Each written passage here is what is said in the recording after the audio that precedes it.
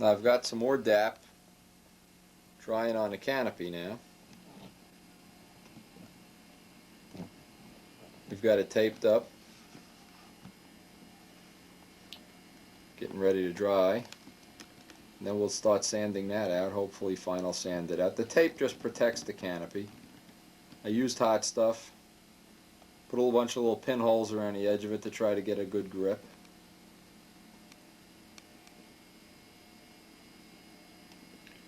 And I guess the next project is I'm going to go make a cardboard or a paper template of the rudder and start making up the rudder from pieces.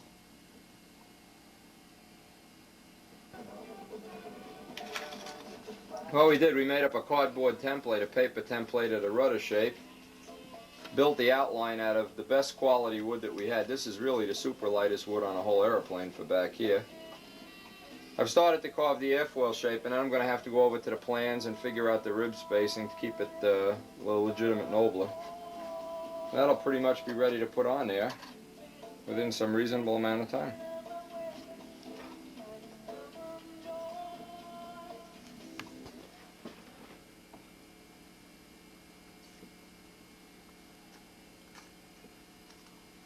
Alright, we have all the little ribs in the rudder now. Making this rudder was rather straightforward right off the plans. Obviously got to use the best wood possible on something this far back in the airplane. Now, if you remember the technique from doing a stab, putting the airfoil in, this rudder is only going to have an airfoil on one side. So that's the next step, is I'm going to get out the part of the table that sands airfoils in. I don't know if you remember that from the stab footage. That's the next step we're going to do, is airfoil this in. And keep fitting it up, make sure we haven't gotten out of ground with it.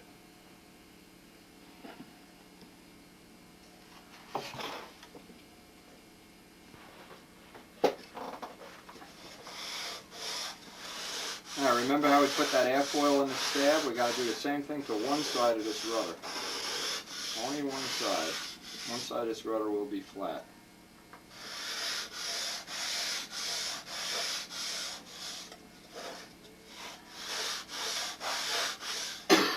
This is part of a belt sander you can buy in Sears Roebuck, the belts to the belt sander.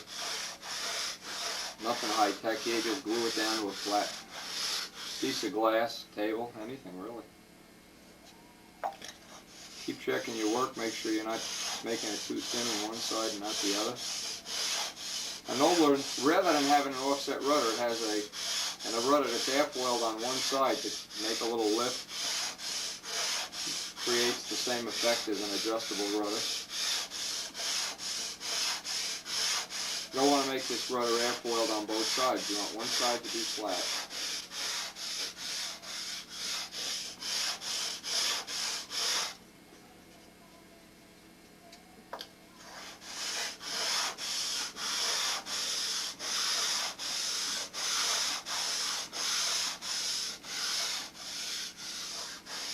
Now I have to airfoil this in until I get down to the two main ribs on this.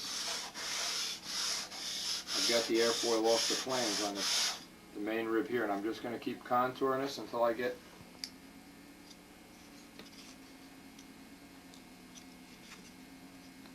and don't forget, whenever you're making a built-up structure, get those ventilation holes in there. In this case, we're going to run one right through the turtle deck.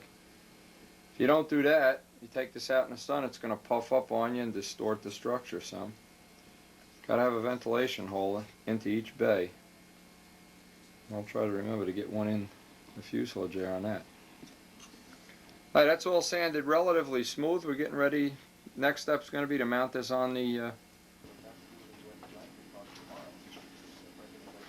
Okay, what we did a preliminary installation of the rudder. Tacked it all in. Now we're going to try to final sand that whole area in. At the same time, we're going to try to block sand in this canopy area, the turtle deck, and get the final fit in here. Final fit down the bottom. And we're going to try to do the lineup. The lineup on this, get the tail zeroed in. Since we put the rudder on, it's cocked by about 1/8 of an inch. Sand this down. Get this sanded all nice and smooth with 320, do the little fillet in here.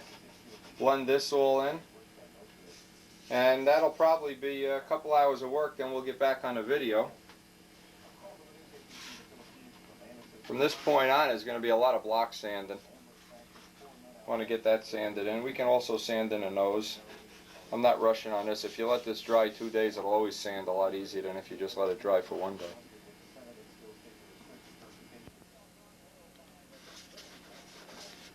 And while we're waiting for some DAP to dry back by the rudder, this is a tool that you make it, take an old X-Acto knife and take a little grindstone and grind the radius of a hinge in. Keep it nice and sharp. What we do with this is, now we're just waiting for dope to dry now, DAP to dry. We can get in here and clean these hinges out. Clean every one of these hinge pockets out. And if you do this pretty religiously, about every 2 or 3 coats of dope, when you get done, you won't have those real ratty looking hinge pockets. They'll stay nice and smooth and clean. Takes about 2 minutes to do the whole plane. And it'll scrape the hinge perfectly clean right off the bat. That's a real good trick.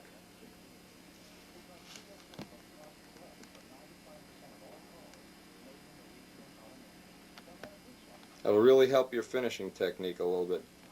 Just having those hinges, not having all that dust and grit in there, especially during the final coats of paint.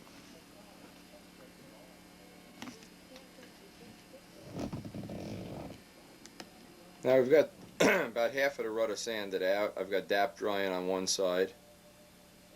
So while I'm waiting for that to dry, I'm going to do the rest of the hinges, clean this up and get it ready for the next step.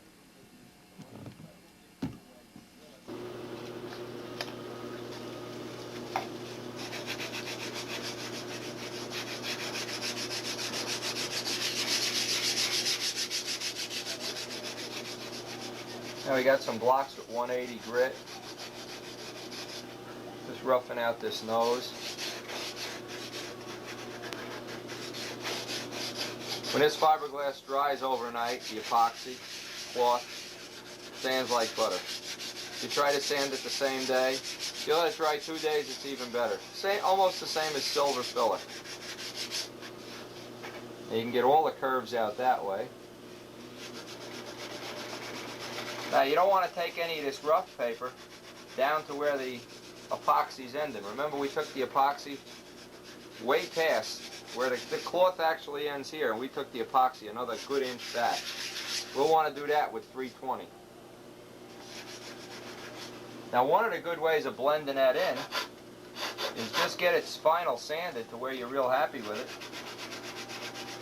and put on about 3 or 4 coats of clear dope past this point. Just keep blending this in. Fill this area in with dope so that at no point are you sanding raw wood. When you're doing fiberglass like this, you don't want to sand over raw wood. You want to be sanding over some more epoxy or some doped wood, but you don't want to be going into that raw wood. When you go into raw wood, then you get yourself in trouble.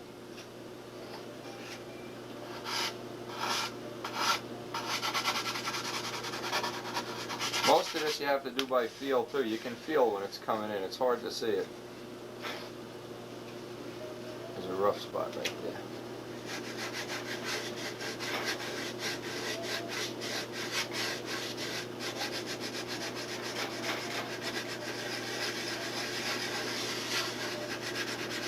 Remember, use the rough paper. Don't go over onto the wood, or you're gonna distort that wood shape. It makes common sense. The first thing you have to do is get the shape you want in the wood before you glass it, because once you glass it, you've kind of made it a permanent shape.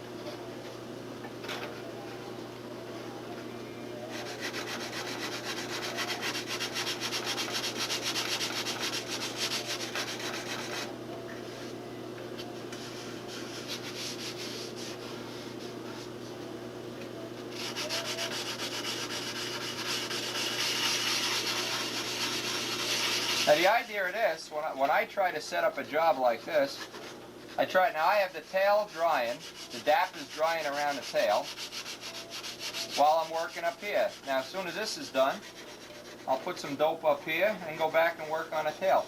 One thing is always drying while you're working on the other. This way you don't have a tendency to rush the job. And probably the the biggest problem right now is this is starting to look like a stunt ship, and the average guy wants to get it finished and go fly it. You know, we're in the middle of the winter here, so it's not going to be a big rush. No matter if this plane was done this afternoon, I wouldn't be able to fly it. So probably if you live in a nice warm climate, as soon as you get it done, you tend to rush it through so you can go fly it. Now I got me 320. I'm going out onto the wood a little bit, blending that in. I'll wrap the 320 in a block. Try to feather that in a little bit. But I really don't want to get too carried away here until I have some dope on that wood.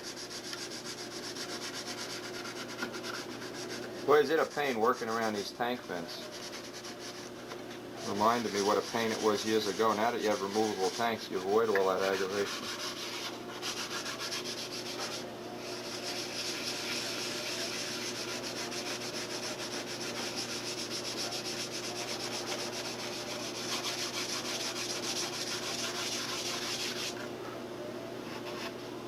The spot up here that I touched up with DAP, it's not dry yet, so I won't be able to work on that.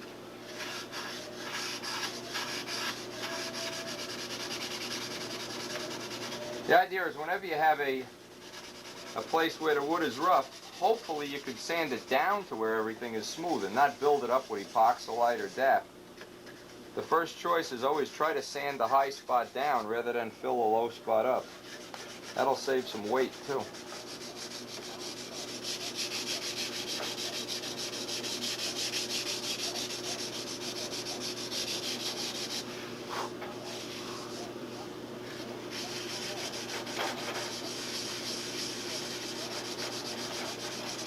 Now by now the DAP around the canopy is probably dry. I don't want to sand too much of this off, I want to leave some on. Try to vary the way you move the block around. If you sand only in one direction, you're going to put ridges in the finish. Constantly vary it, go in circles, up and down, sideways. If you do most of it with a block, it's going to come out real accurate.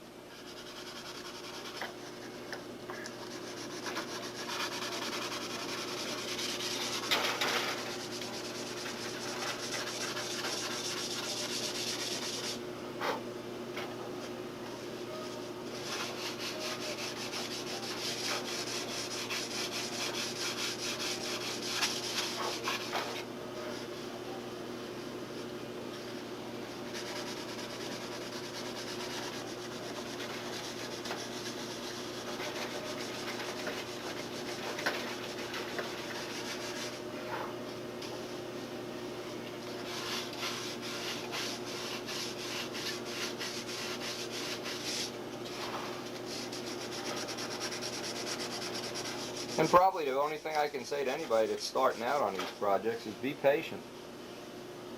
If you're patient, stuff will come out nice. Biggest single thing that ruins all these projects is trying to rush them through. You can't rush a finish.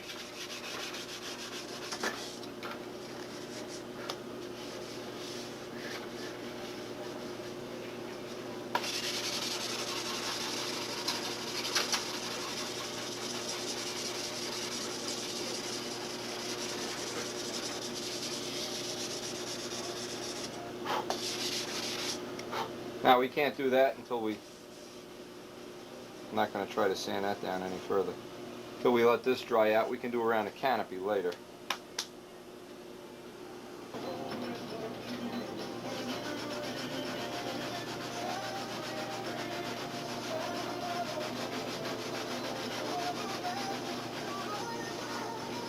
I'm just feathering in this canopy. And when you feather this in, you have to actually sand the plexiglass to match the balsa wood. The only way you can really reliably do this is with a block. You have to really be fussy around this canopy.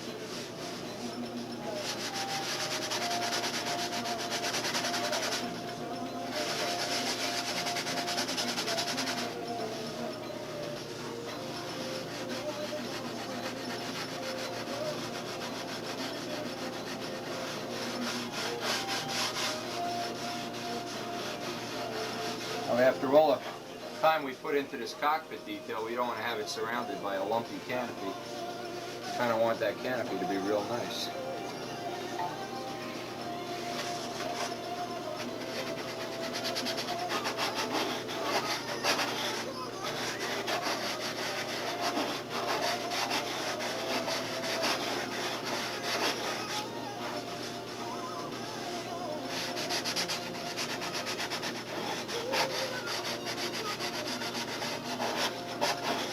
What you do, you sand right up into the tape. As soon as you see the tape disappearing, you know you got a pretty good joint. You're going to pull that tape off. We'll put a coat of clear dope on this. Then pull that tape off, move the tape up a couple of thousandths of an inch. So each coat of dope, each time we sand it, we'll have a fresh edge there. And we keep moving into the canopy. You don't leave that on there till after the colored paint is on, and then you have that giant ridge. This way you get a real blended ridge.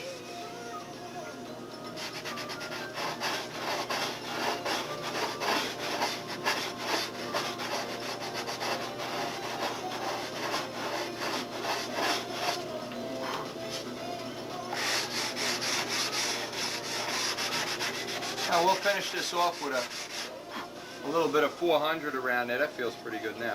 Finish that off with 400 and then put a coat of clear dope on this.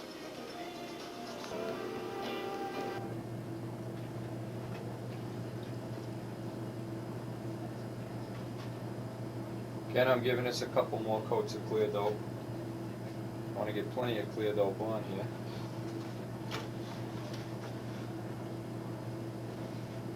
Purpose it is dope. I like to finish the body, like I said before, little by little. The purpose of this dope is to firm the wood up so you can get a real good finish on it before you tissue it. You need 2 or 3 coats of this. It's 50-50 with a little bit of blue dye in it. Now when you go over this with your sanding block, you'll have a nice finish.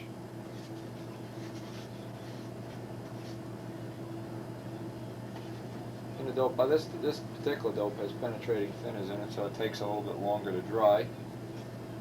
But this will firm it up enough. Makes handling the model a little bit easier too. Plus tomorrow, I will not sand this out until tomorrow.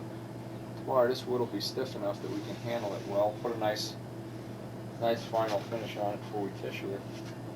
I think the only thing left to do is the cowling in the bottom block. So protect the top, all these little areas and angles we sanded in. Cheap insurance. Not going to get them gouged up. There's no reason to have to do the whole body at once. You can do little pieces at a time. We will wind up tissuing the whole body. Every bit of the model will be covered with tissue when we're done. Some of these areas back here that have complex curves, and we want to get a little bit extra dope on it.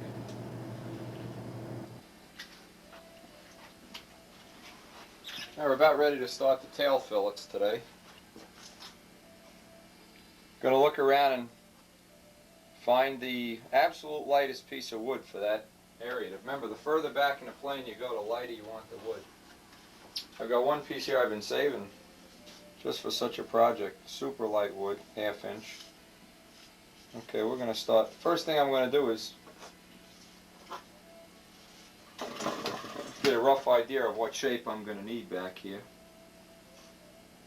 These can really be a pain in the neck to do.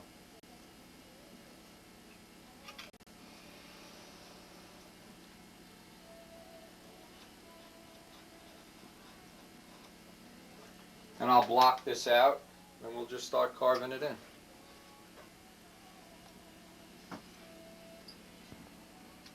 Okay, we've got our little piece blocked out. Now we're going to have to start trial fitting it in there. Always make it a little bit oversized. A little easier to trim it down than it is to start shimming it with little pieces. So I'll start trial fitting this in. Now this is one nice way to make a fillet. Make a V block like this. Which is what I did. That obviously is going to fit right in there. And then I can take up the clearance. I can final sand this out and get the clearance set at either 32nd or 16th. And then just put that piece of wood, lock it right in. I can do all my final fitting with the last piece and get a real nice clearance on that too. Now I'll take this. Let's see if I got a piece of 32nd. Again, I'm looking for the super softest piece of wood I can find. Looks like just what I got right here.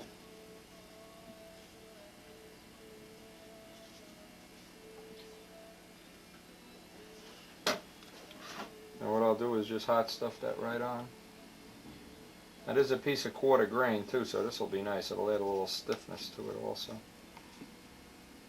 Now you can carve these out of a solid block, but I don't think you'll ever get them as light and rigid as when you run them this way.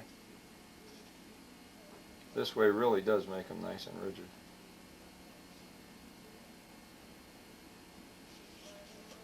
Alright, then I'll have to final fit that in. And I'll have a, hopefully have the whole piece. I have that fillet pretty much ready to fit in there. And one of the nice little tricks to maintain a nice clearance on this looks like it'll be pretty reasonable anyway, is just take an IBM card and shim it in there while it's nice and loose. Of course you want to line up the flaps. You want to line this up.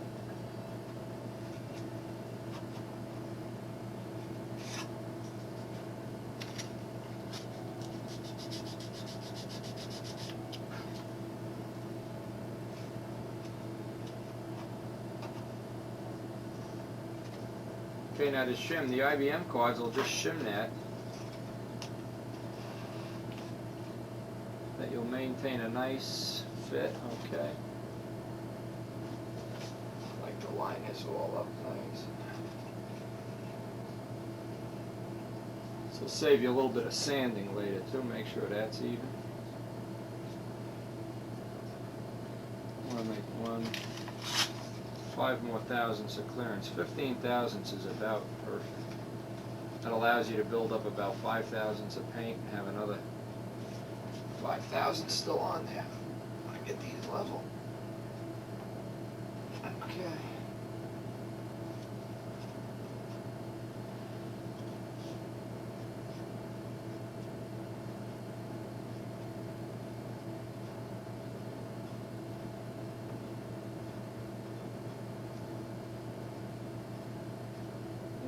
Plate that's already built into the elevator is right in the middle of this.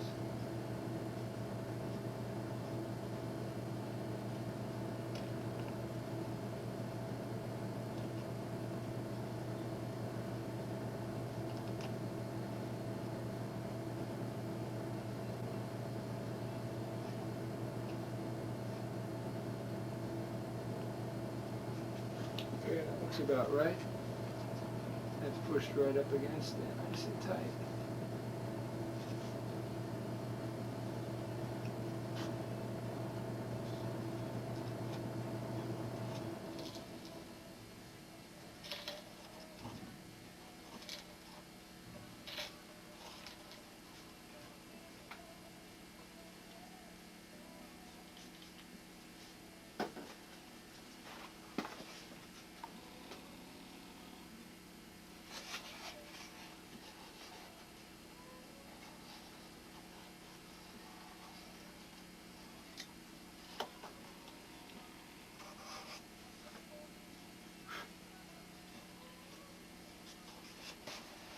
And when you take the cards out, you got almost perfect fit. That's a real good fit on that one. Now, of course, the last step is put that little contour, that little curve that you want in there.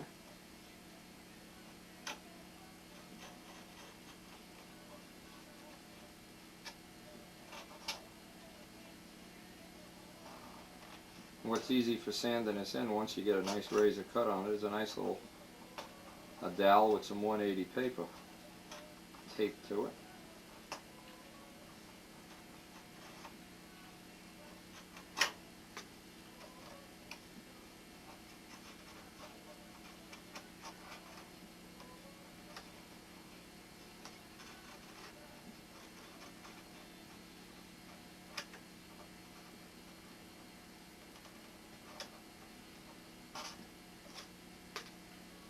Okay, now we need that dowel. Just a dowel we have with 180 paper taped to it. As you use it up, you just keep peeling it back.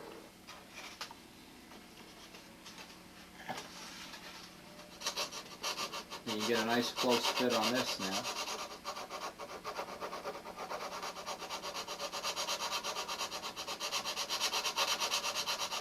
For keeping them hollow, you might think that's overkill. You might think, oh, ho, ho, that's unnecessary. But think of how many planes you have that have nose weight in them.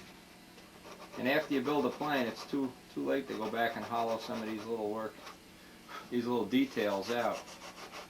I'd rather do the details right now. And when the plane is done, just one less thing you'll have to worry about or trim for. May seem like overkill, but I see a lot of planes out there with nose weight in them. Now, of course, when you're done with this, you'll have some 320 on here. Blend this right in.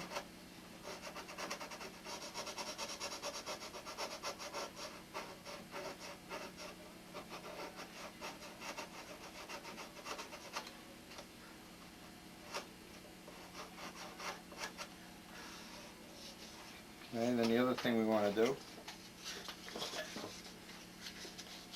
take a triangle shaped block and get this angle just right.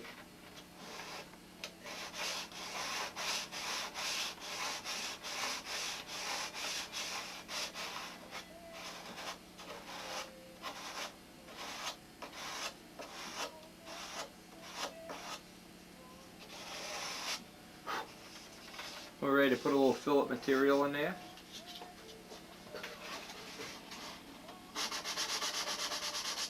Blend that in.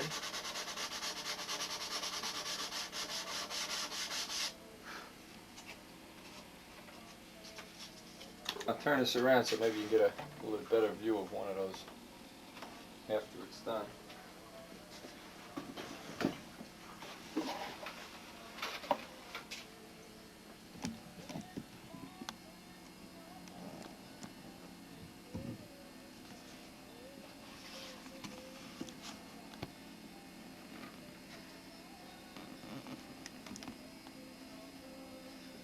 That's about a 15 thousandths clearance on that, just about right. Now, of course, we'll make that little fillet, front to back, we'll make that little fillet out of, probably just out of DAP or thick super jet.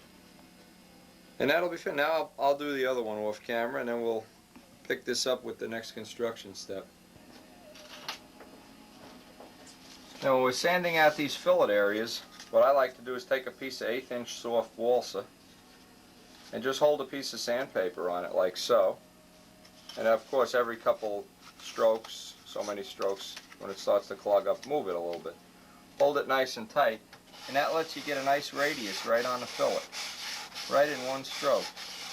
And you sure as heck don't want to have these fillets, especially in the back, more than an 1/8 inch of radius. An 1/8 inch is just plenty. That'll give a nice clean appearance, add some strength. I did these totally with DAP. And these have come out relatively good. I like to get a little fillet around the front here, and I like to radius that right in. Here's a nice little touch. Hey, in this area up here, when you have that kind of a curve, a good idea is the old dowel. And you can kind of get in there and even that out real nice. Now, getting a nice set of fillets on a pro stunt plane really does add a nice little touch.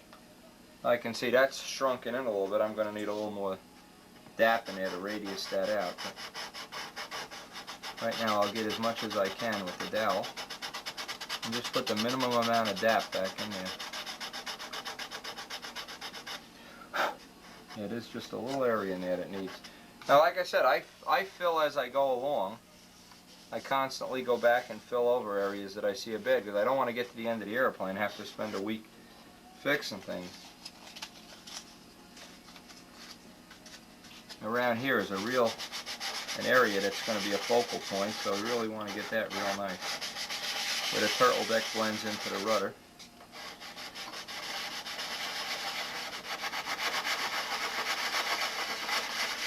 Now, of course, this wood has few coats of dope on it so it's nice and hard, and it accepts the sanding. It'll stay a lot truer than if it was just raw wood. I'll go back over this with another coat of clear. I still see there's just a little spot in there where it should be filled in. I can see I'm not going to get it out with the dowel.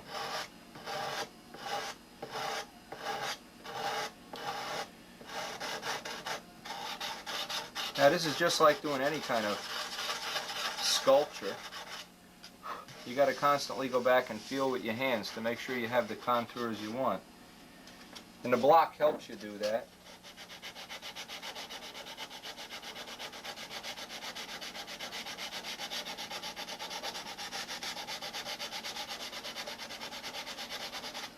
The blue dope lets you pick out the high spots right away. Right away you'll notice a bad spot. Like right in there I see a spot coming out right now.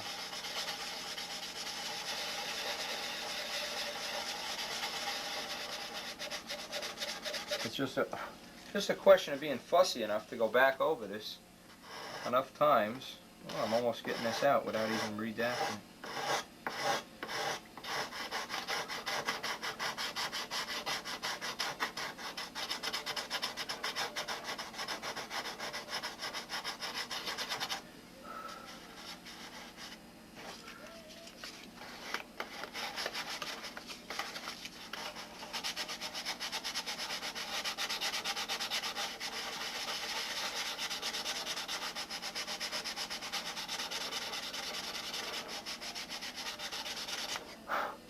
I don't know if I mentioned, I put the holes through all the ribs and down into the body, the same on the bottom.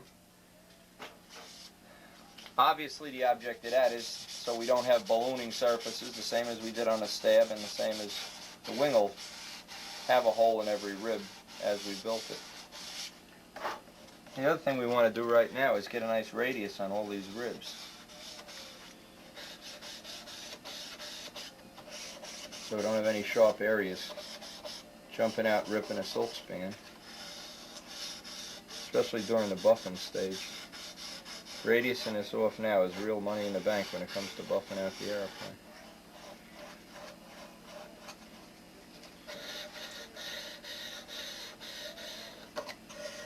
And you really have to start being fussier and fussier now. This is about the third time I've sanded this out.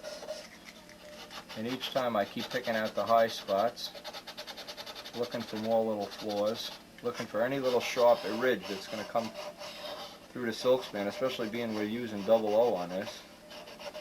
And double O really doesn't forgive and forget when you make a mistake.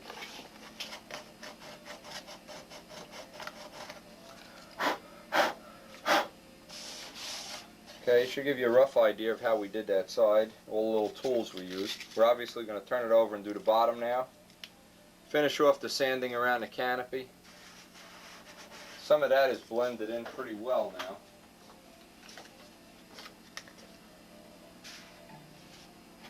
Again, I'm picking up bad spots as I go along.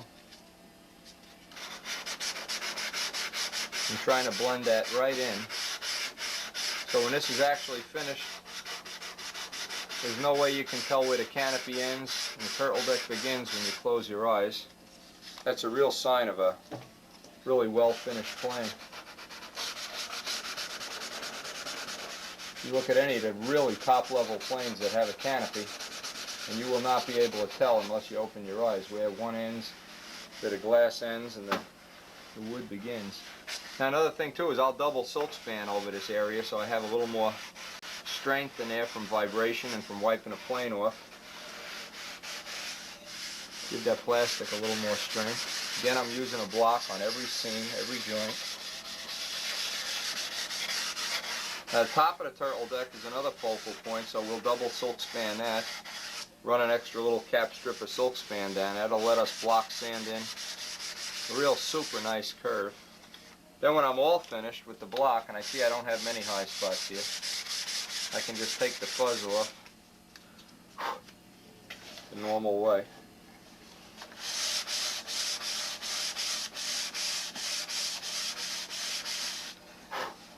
This has about 3 coats of clear on it now. And I'll finish sanding this off camera. and probably give it 1 or 2 more coats of clear before we're ready to tissue this out. I want to get all the radiuses nice on this.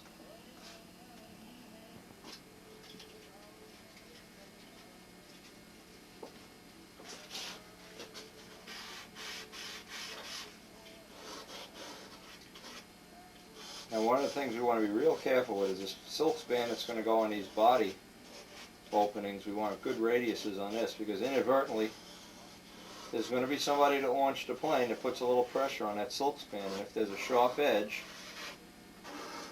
that's going to be the point at which it rips. So I want to be real careful about getting these radiused off real nice.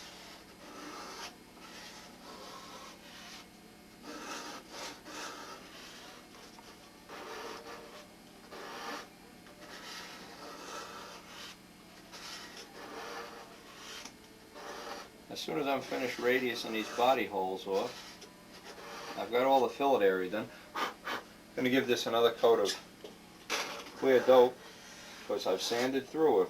A lot of spots have come through this first couple coats of clear. That'll even it off again. I feel a bad spot right there. That'll kind of even it off. And then I'm going to start carving up the bottom block.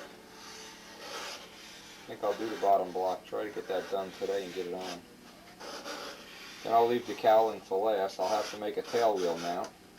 It's good while you're working along like this, try to always plan out your next step because inadvertently you'll do something and say, oh, why didn't I do that first? It would have been a lot easier to sand or a lot easier to finish. Like a lot of the silver finish that we already have on a plane that's relatively smooth, right now if we had to do it would be a real pain getting in and out of corners and couldn't fit in our lap nice and easy. When we did the finish on that tail and wing, it was relatively easy. It was painless compared to how it would be to do it right now. Right now it would really be awful to have to do that tail. And all we have is little touch-up spots where we've ginched it or where the finish just didn't come out exactly perfect. Okay, we're about ready. Not far from being able to start the bottom block.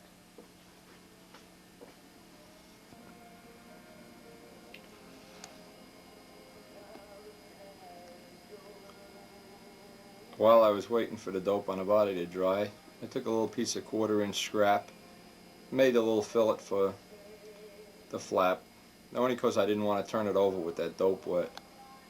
Once this dries up, I'll do the other side and we'll work on the bottom block.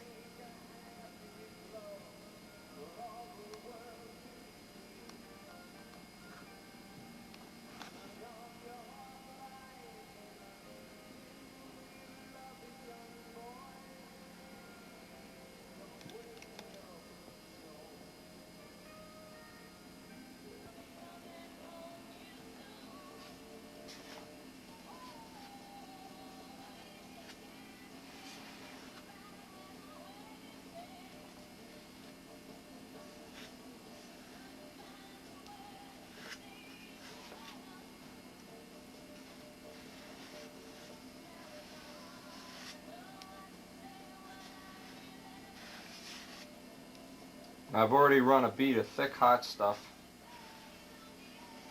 on this fillet. Hit it with kicker from far away. Now that's important. You don't hold a kicker right up on that hot stuff and spray it. You hold a kicker about 2 feet away and just spray it down like rain. And you won't get any of that white bubbling and blistering. You'll get a real nice joint.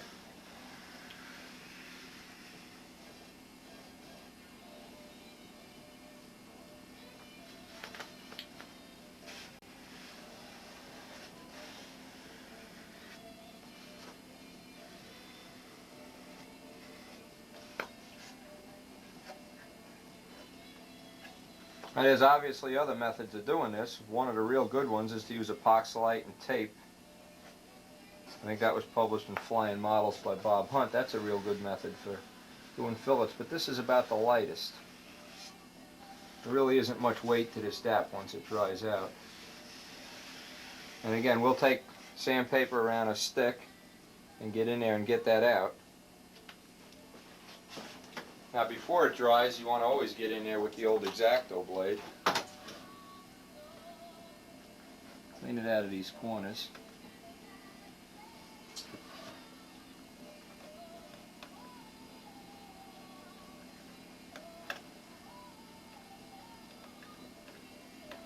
Just make it a little bit easier to work with later.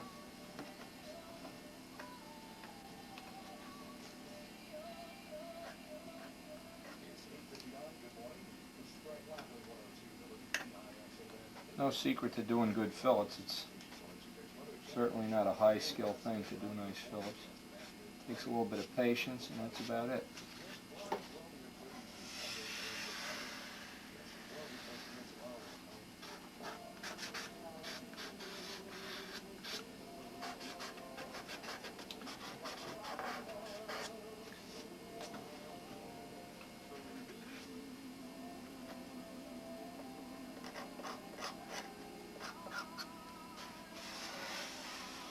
Okay, that can dry now overnight, and we'll be ready to sand that out tomorrow.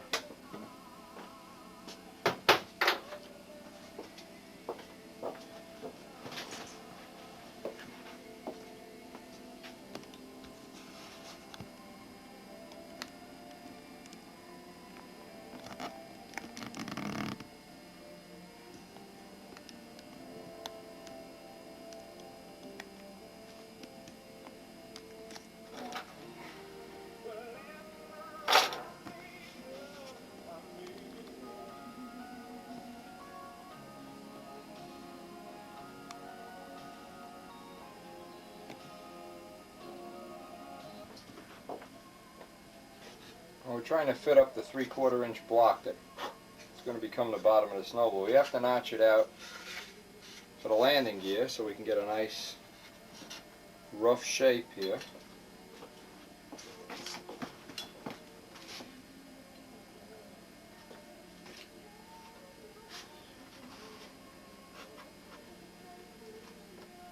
I'm going to try to stagger the cut in the back so we don't have all the lines of stress ending in one area.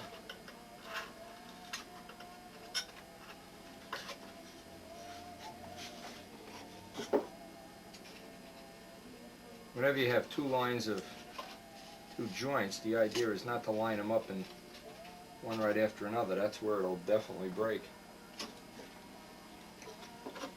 We'll just get a rough fit on this block now.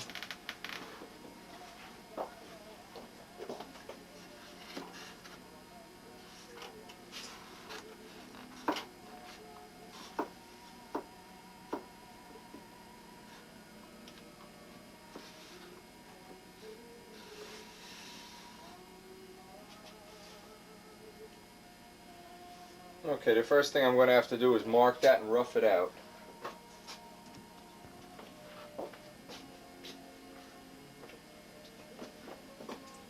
Okay, we have the block roughed out. Have to notch it for the landing gear. What we're going to do is tack this on. Put a few drops of hot stuff. Turn this over. Tack this on. And start hollowing it out.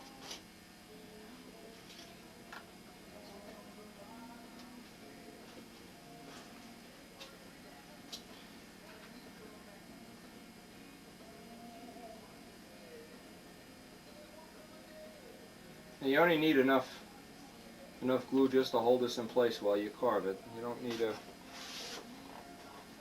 forever fit here.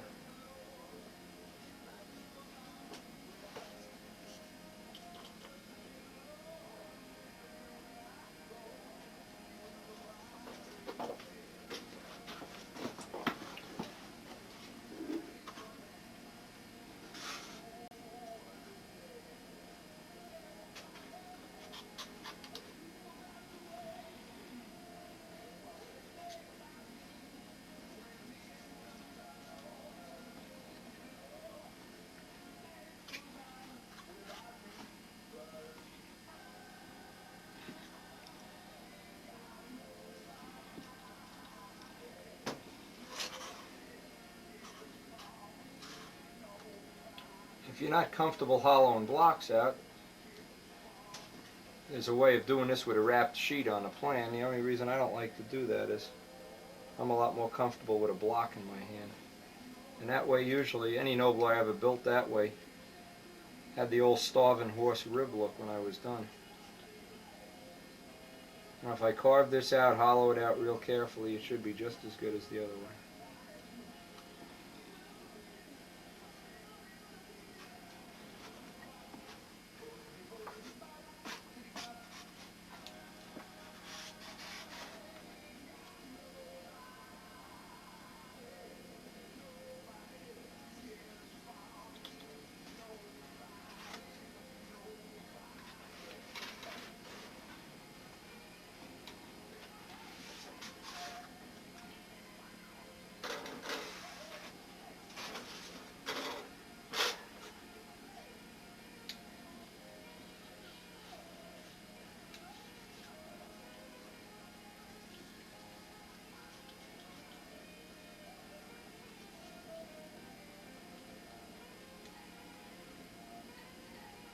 Again, the trick is just use enough glue to keep the block tacked in place. Use any extra glue, you just got to cut it off later anyway.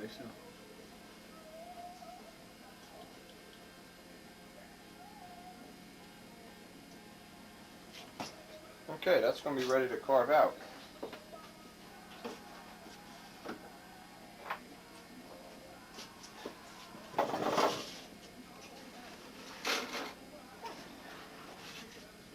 And again, I can start by removing as much of the material as I can and get a little bit of a feel for, this is going to have to taper back quite a bit.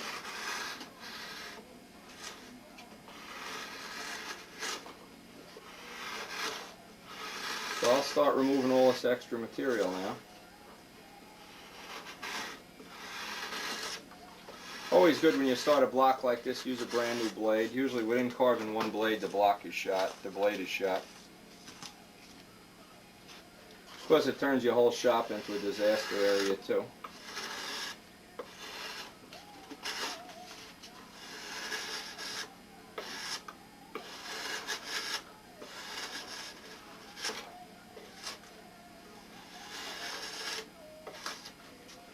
Alright, no point wasting a whole hour of video doing this. It's going to be about an hour to hog this out, and we'll get back on the video when we go to hollow it out.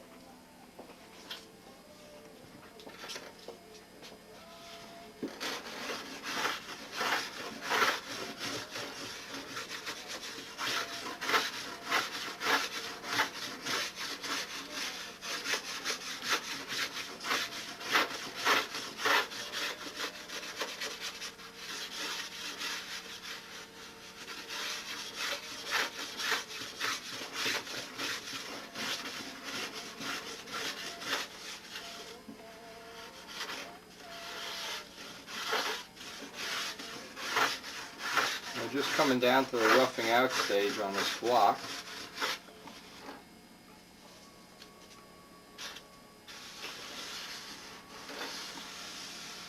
You got to kind of do this by feel and see where you're getting too thick and too thin.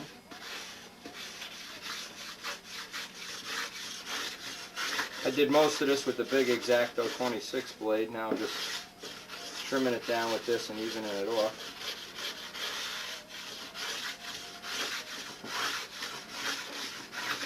The thing about using a plane, it gives you a relatively nice contour where a knife will tend to gouge. A plane is a little more forgiving. If you're not real good at carving, a plane is a good idea. It may take a little longer, but you'll get a nicer result.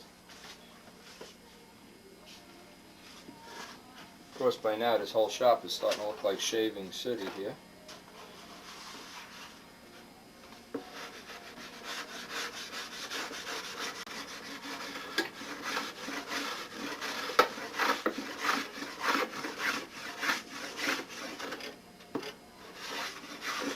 Remember, the tricks to using a plane is hold it on a little bit of an angle. Don't try to plane dead straight.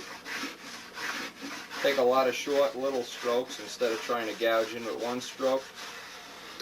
Change the razor blade relatively often.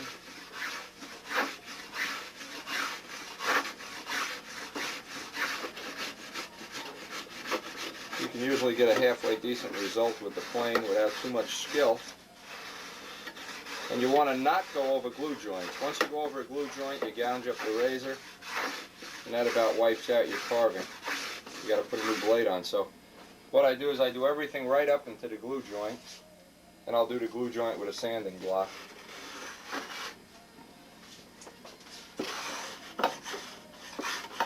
It's really a pain. Now I know why I use aluminum landing gear. These non-removable landing gear are really a pain in the neck.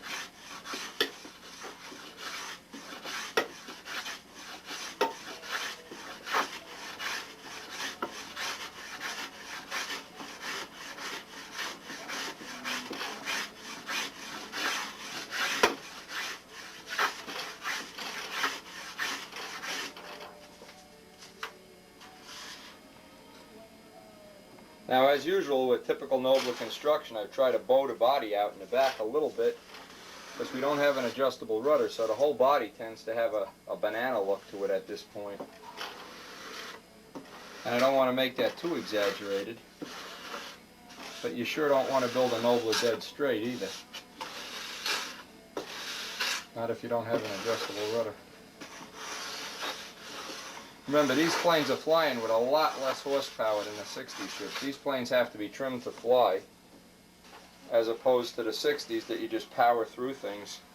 There's a real delicate balance of what's right and wrong in every area of trim. A lot higher of a skill level to trim out a Nobler, say, than a typical big 60 ship, where you just have that unlimited power to deal with. This one, you've kind of got to get your trim right. Everything tends to be a little more critical.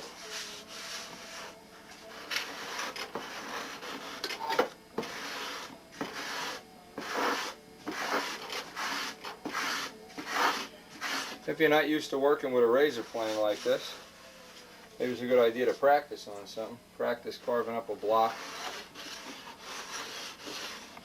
There definitely is a little bit of skill involved in this. A little bit of a technique, and once you master it, you've got it for life.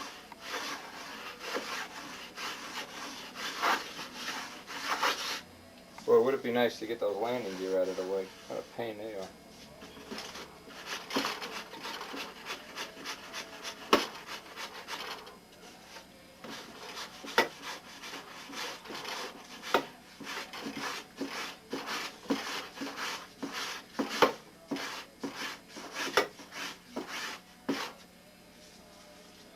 Okay, the rest of it I can see I'm going to have to do a little cleanup in the shop here now. I'm getting sick of this environment. I'm going to go over this with a rough block. In fact, I'll do a little bit of it right now.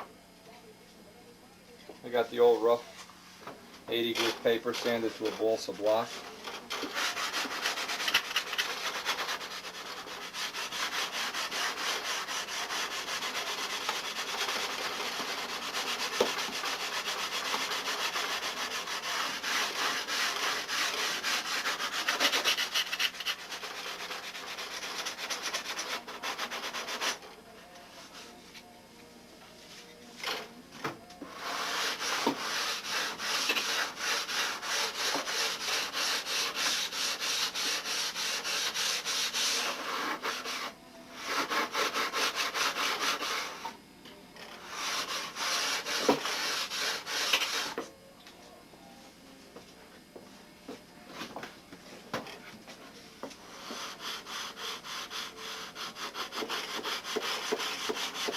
That area right under the landing gear, as soon as I pop this block, I can finalize that shape.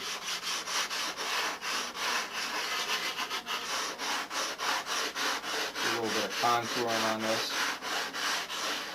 Make sure we're not making a big octagon.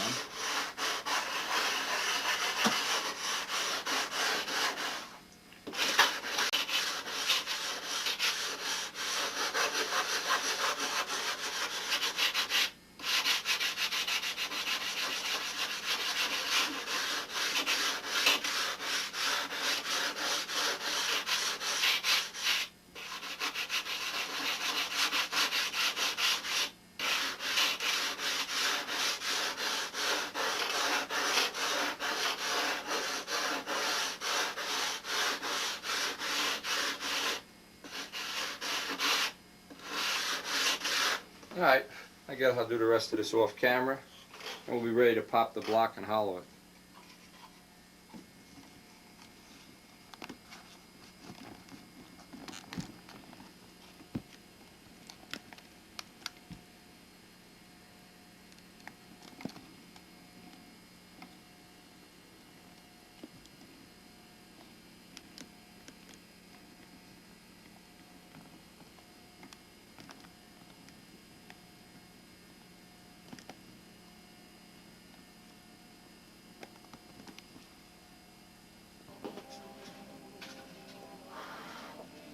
Well, I got the bottom block hollowed out, sanded relatively smooth.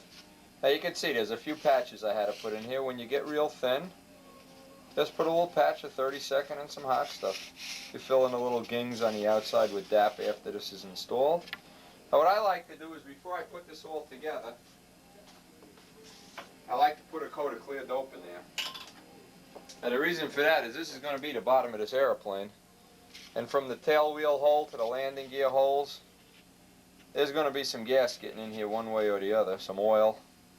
With time, years are going to go by and there's going to be some oil in here. Now hopefully one coat of dope will just harden up this wood a little bit too, keep the shape nice, and give it a little bit of a fighting chance of surviving. If somebody picks this up by the fuselage and squeezes it a little bit. So I like to give all the blocks, once they're done, a nice one coat of dope inside. I'll let this dry. I have to make up the tail wheel mount. Once I have the tail wheel mount figured out, put in the body, I can glue this block right on. One coat I think would be plenty for in here. This was not a particularly light block either. I really went crazy trying to hollow it out, but it doesn't look like I succeeded too much. This still weighs a half an ounce.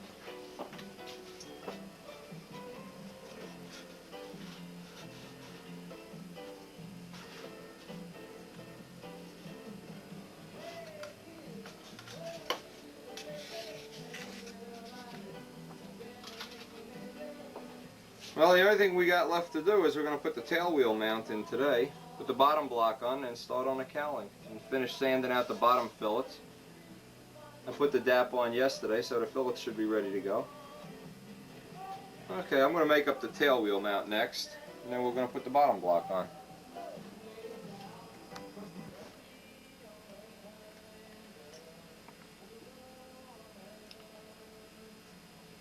Now what we're doing here is just simply, just like you tie your shoes, you lace your shoes up, sewing a tail wheel wire onto a little piece of plywood. The traditional way of mounting a tail wheel. The more modern way would be to make a sandwich out of plywood. That usually comes out to be a little heavier than the old wire and plywood method. Again, if you use the same technique you use to lace up your sneakers, you probably have real good luck with this. Now this is super light. This came out real good. Super solid. Always have it so that the tail wheel is pressing back on the plywood, not pulling off the plywood. That's important. In other words, when it's mounted in a plane, the pressure will be this way. It'll push against the plywood rather than this way and trying to pull its way off the plywood. Again, I always start the wiring at the bottom and might work my way to the top for the same reason, that the maximum stress is going to be at the bottom, not at the top. So this kind of gives us we can make the piece a little lighter that way. Hopefully make it a little more reliable. And there have been a lot of planes that the tail wheel has fallen out of and broken out of. Bill Rich, I hope you're listening, because I got sick of putting them tail wheels back in your plane at Lincoln Nats. Alright, now it's just a question of fitting it up.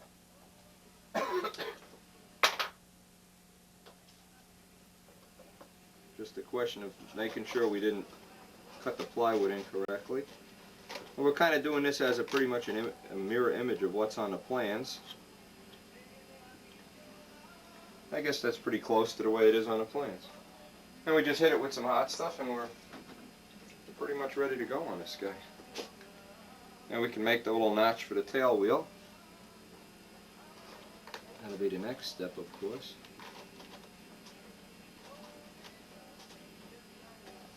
I think that's pretty much the way it is on the plans.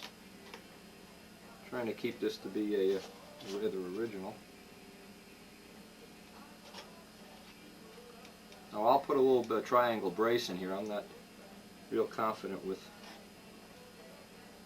just having wood on this, because what happens, oil tends to get in through the tail wheel mount. So I'm going to put a little triangle piece of balsa here to kind of give this a fighting chance of staying alive.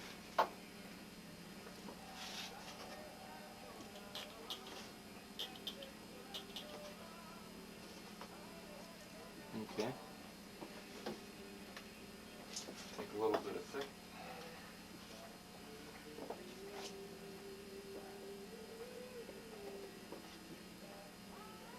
Again, I always use the thin first so it penetrates the wood, and the thick second so it builds a little fillet on there. Drop a little bit down the wire to firm up all the little holes in the copper wire.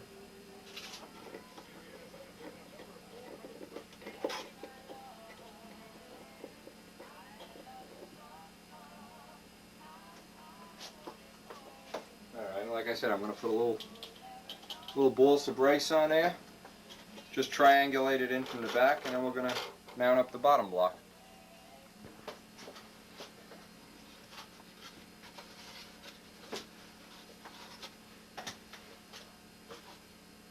And what we did, we put a nice little hole for the tail wheel wire to come through the block. Put a little brace on the tail wheel wire, so it's good and solid. And we'll get in through the hole in the body and beef that up even a little more. I'm hot stuffing the bottom block on that, then we'll have to go around this with some DAP. Make sure we have all the little joints nice. I'm lining it up real careful. Now what I like to do with a block is start at one end and do about 2 inches on each side as I go up toward the front. Make sure I'm not building in a lot of stress on this steel. Now what would happen if the tail was crooked at this time, and I'm going to double check it after I glue about another 2 inches of this block, I'd put a little weight on that side of the tail as I glue the bottom block down to kind of stiffen it up. Now I'll get this much done before I check it. This is a nice little trick you can use on any plane. Let's see if the tail has changed since we've doped the fuselage. Tail is a little bit out right now, maybe 1/8 of an inch. So as I'm gluing the block on, I'll put some stress in this tail. An easy way to do that is just take a little weight. Let's see what we got that can be, well, we don't need it that heavy, that's for sure. Move this up just a little bit. I'm going to put a little bit of a weight on that. A small jar of dope is usually good. Something like this may be good. Let's reline it up. No, not enough. Need something a little heavier than that.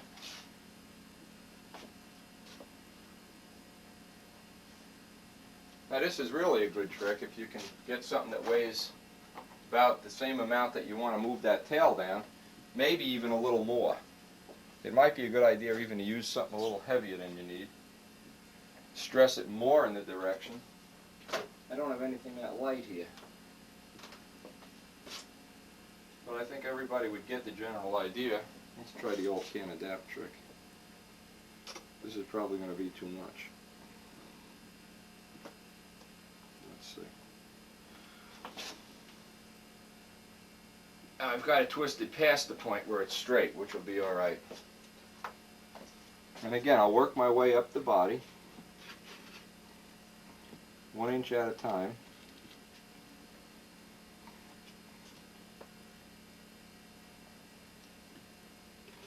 Because the bottom block will help straighten out that fuselage. And I don't care how careful you are, man. You could be as careful as you want. As you go along, the humidity in the air, these bodies are real weak to begin with when they're at this stage of construction. They're a little bit better if they don't have these holes in them. But you'll just go crazy. That tail will be moving back and forth, and you sight it directly from the back or from the front. All during construction, keep babysitting it until you're real happy with the way it looks. It should be dead nuts perfect. That's one of the alignments that can really drive you crazy. Now if it's still out when we're done with this, when we're done with construction for the day, we'll shoot a little ammonia on the body. Keep that jar of ammonia handy. And then put a weight on it just like we're doing right now. And you hope that that's going to... Let me move the camera now to make sure this is still in range.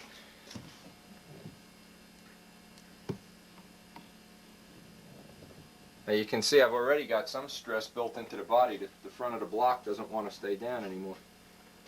But I'm hoping one is going to counteract the other.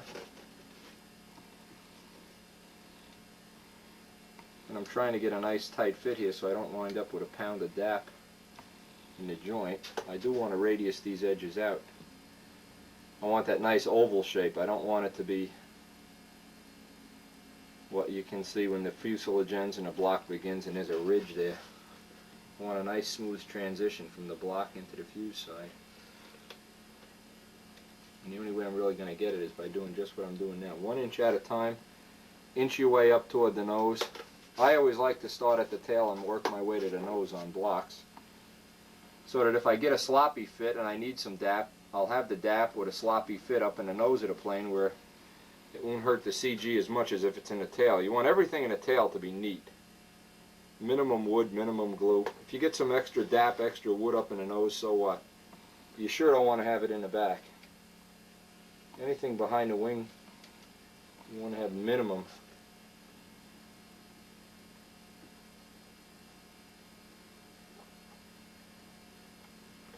I'll just walk around. It's even more fun right now doing this because I've got about an inch of water on the floor and I keep stepping and my feet are getting soaking wet.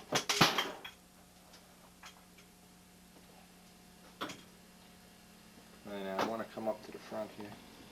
Again, I'm going little by little. This sounds like it would be a little bit unnecessary. You could just stick some glue on this and glue it on, but if you work your way up little by little, you're not going to have that gap.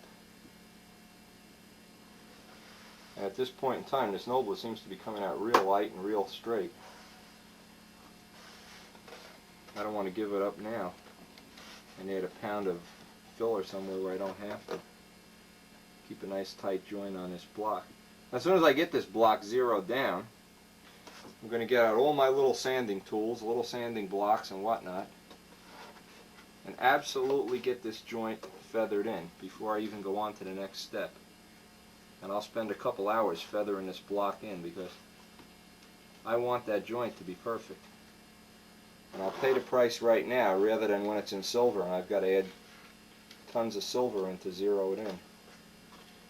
Now another thing I'm debating whether I should do right now is I want to pack these holes where the landing gear actually enters the body. I want to pack them with some GE clear silicone. I'll take a toothpick and try to shove some of that down in there.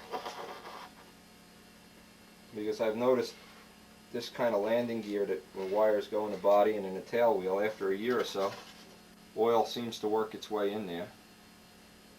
And of course it does the same thing on a wing where you have the gear, the hole going in. You could pack that with some silicone, it'd probably help too. Okay. Now I can see from right here that we don't have a good fit right here. I'm going to have to dap that in. But almost all of this are real good. Oh boy, that's nice. Almost got a good fit on a lot of this.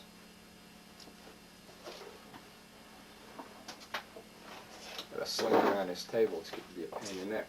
Now if I check the fit on this, that bottom block should have held, taking out some of the twist in the tail. Oh, it took it all out. It took 99% of the twist in the tail out just by having that weight on there as we put the bottom block in, so that's really a good idea. Okay, I'm going to fill these holes in as best I can with some GE silicone and then start sanding out that bottom block. I want to get the whole fuse sanded now before I go on to making a cowling. Making a cowling is probably going to be a day job. So I'm going to set aside a whole day for that. I won't try to gobble it all up. I'll try to do the final sanding on the fillets, zero in on all the little neat stuff here, and try to get that tail in perfectly straight. I'll hold it up to the camera. I don't know if you can see if it is straight. It's a lot straighter than it was before. It was out by 1/8 of an inch before. And then we'll go on to, probably to making a cowling will be, or Yeah, we want to make the cowling before we tissue the body.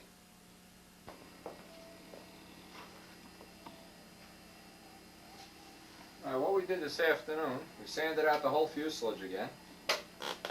And I made up a nice thick sanding sealer type of mixture with a lot of extra talc in it. I'm going over the fillets and any of the little bad spots that need to be filled in and block sanded back out. I got one coat on the front now.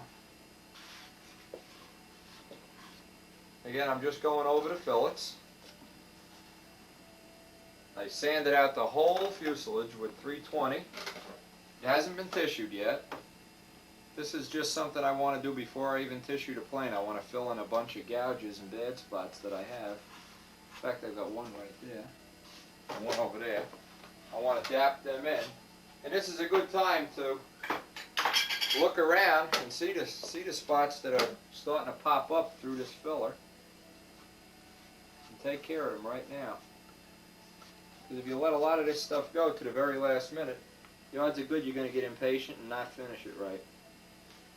And you're going to have something other than a perfect finish.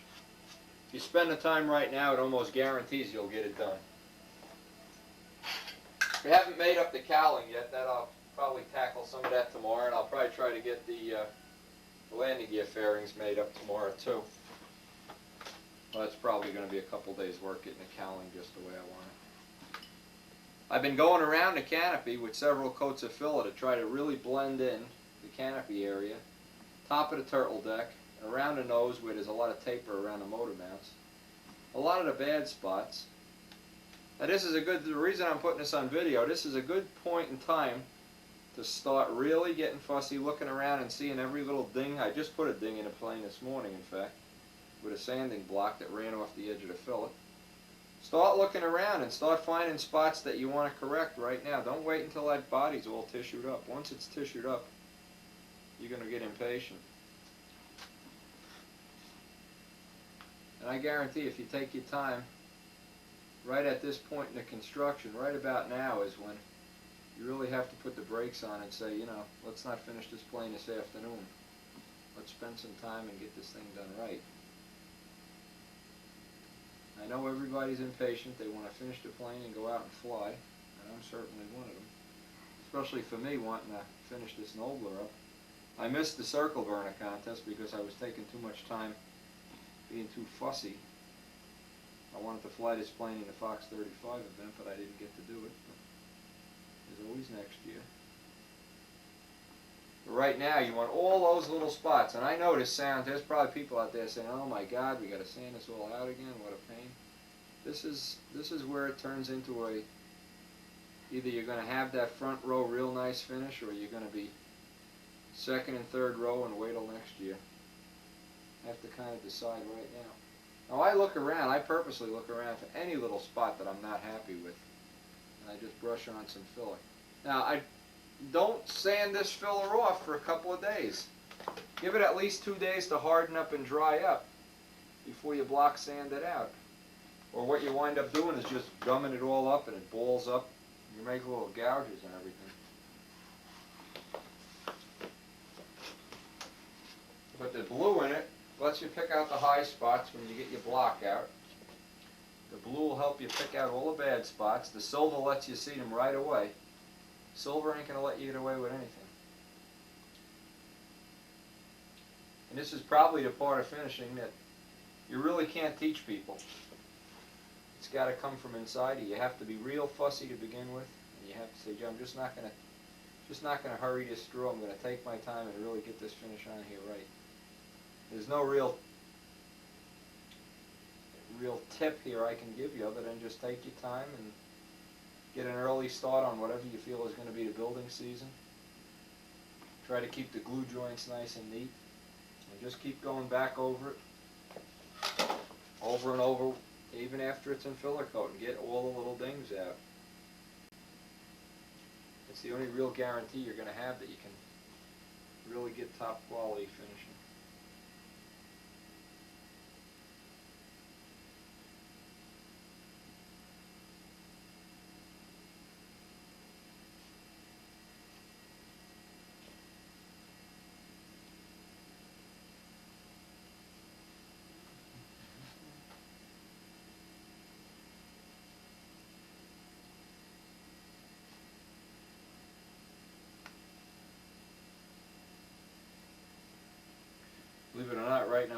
force myself to bear down, and it's a nice day outside. I really like to be outside doing something outside.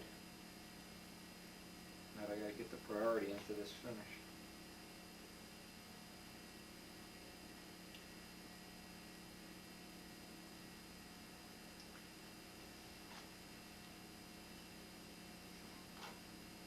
And the nice thing about any paint, whether it's paint on this or if you're painting your car, anything you do with paint, you can always go back over it, sand the paint off, and do it again. Nothing with paint is permanent. Everything with paint is just a temporary thing. Alright, so until tomorrow when we start the cowl and the gear fairings, I guess that's going to be it for today.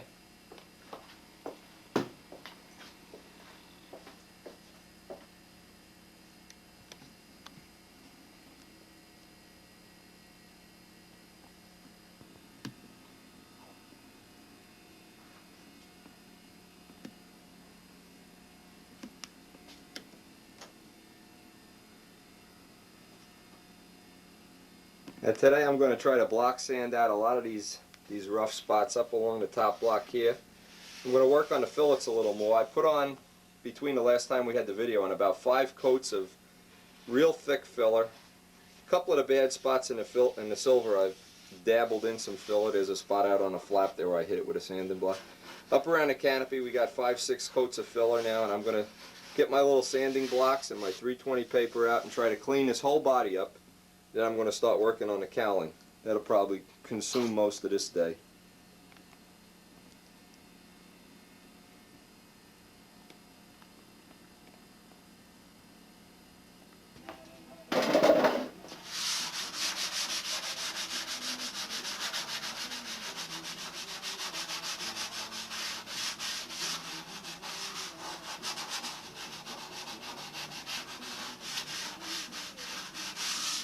Now this may seem like it's at the point of overkill now, because we don't even have this fuselage filled, and we're already sanding this out probably for the 7th or 8th time.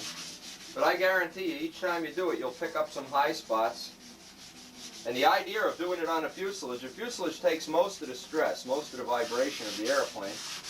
And any little weak spot you have where you sand through the tissue is ultimately going to come through the finish when you put it out in the sun. So I like to spend a lot more time on the body, say, than at the wing or anything like that. And again, I'm using only a block, 320 paper, and I'm picking high spots up each time I sand this out. That's the idea of having a little bit of blue in the filler. You can pick out the low spots, the high spots. If you see any spots that are really low, just go back and fill them in 4 or 5 more times. I guarantee you, if we just went ahead, when this was in bare wood and tissued it, right now we'd be sanding through tissue and adding a lot more weight than if you get all the high spots out of the bare wood.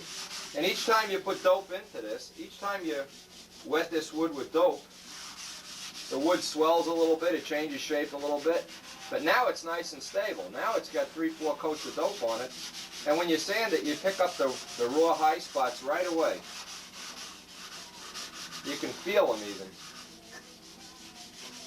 In probably an hour or two we'll have the body sanded out. Then I'll get on with making the cowling.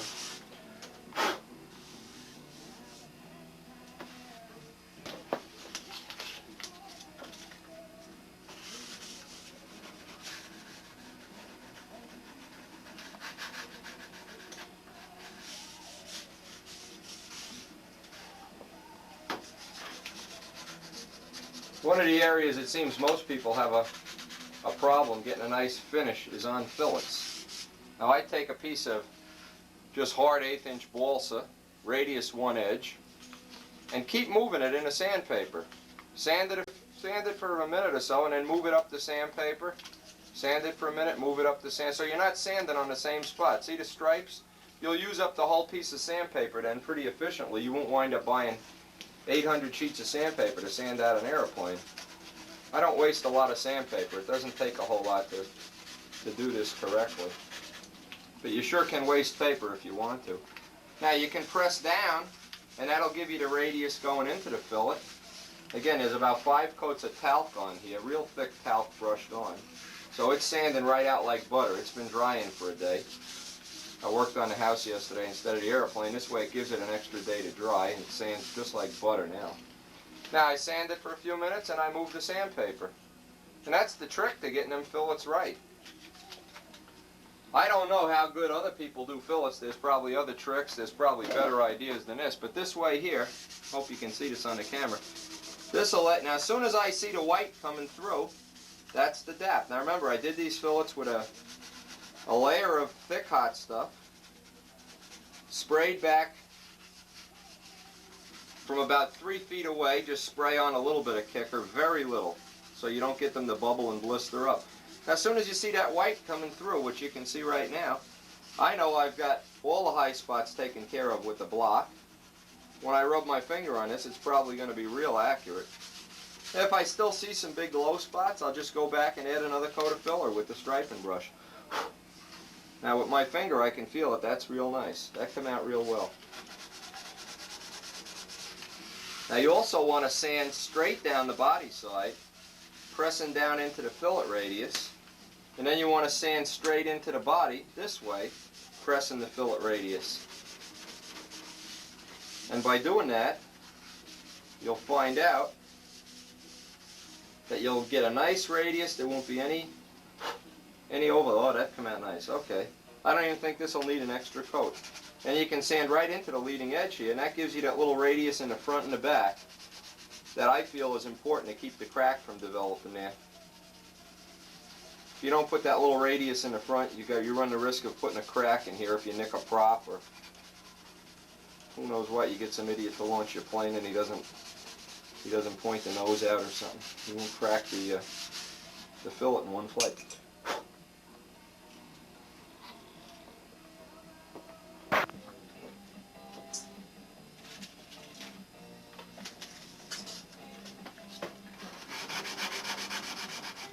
And before I start the cowling, I took the motor out.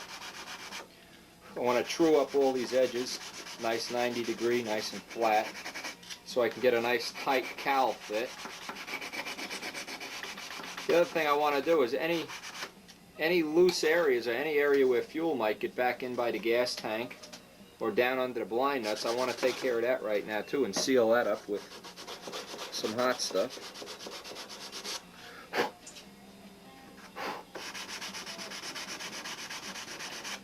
Now because I've had to put the motor down into the first of the blocks here, I've had to notch it down, I'm going to have to build up a little ridge in there. I'll try to focus in on it. That little hole in there, I'm going to have to fill that in. And all these areas around in here, around, and around, I want to seal that for good with hot stuff. Then I'm going to put thin hot stuff in the whole area and seal it up. Let it dry out and build a little fillet around the nose ring before I sand flat all these areas here, before I even start to do the cowling.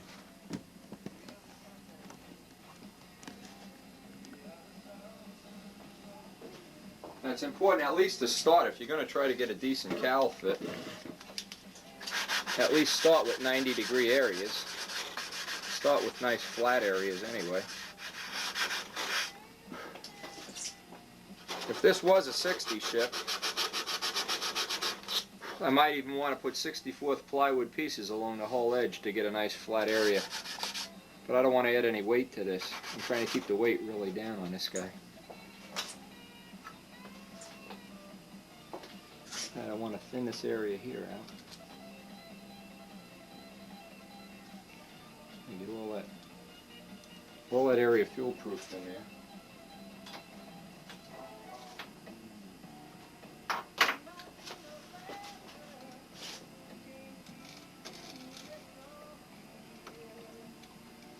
The hot stuff makes the wood a little thicker too. A little firmer anyway. Again, I'm going to have to build that little box. I can see that there's definitely going to be a problem if fuel got in there. I would be really having a problem. So now the hot stuff thickens this wood up a little bit too. And it's easier to handle, especially the nose ring. Now rather than doing it with your fingertip, good idea is taking old Q-tips. Just rub it into all the corners, make sure you get a nice bond.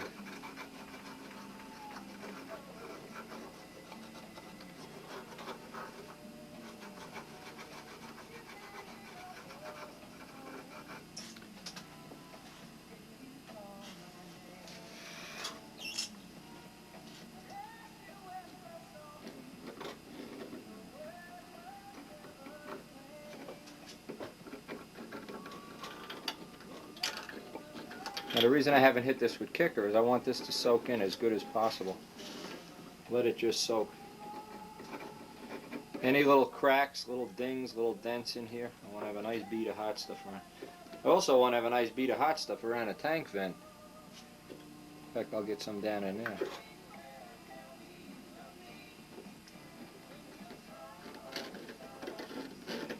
Get a nice bead around this bulkhead. Again, the old Q-tips is a big help. As soon as it gets hard, throw it away and take another one. That'll give you a nice radius with the hot stuff too. Radius all the corners. Down in here we can get the radius. You do it with your hand, you don't really get a good radius. What you get is a nice hot stuff hand to bite that stuff off the next day for breakfast. Alright, this looks like it's working real good.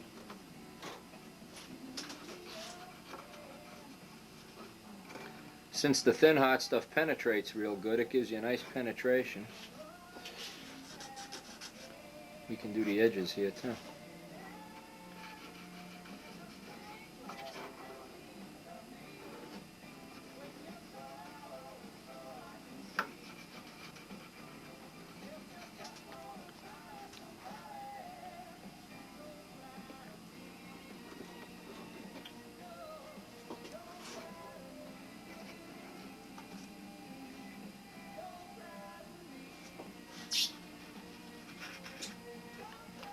What I'll do with this edge is I'll just hit this with the thin. And I can block sand this down a little better.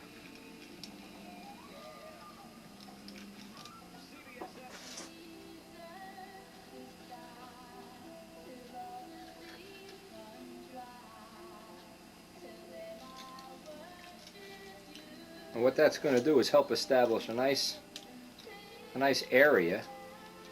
Nice flat parallel 90-degree area we can get our cowl fit lined up with. We won't have to go searching for angles and things like that. We'll have a pretty good shot on the first one. Okay. Q-tips are cheap.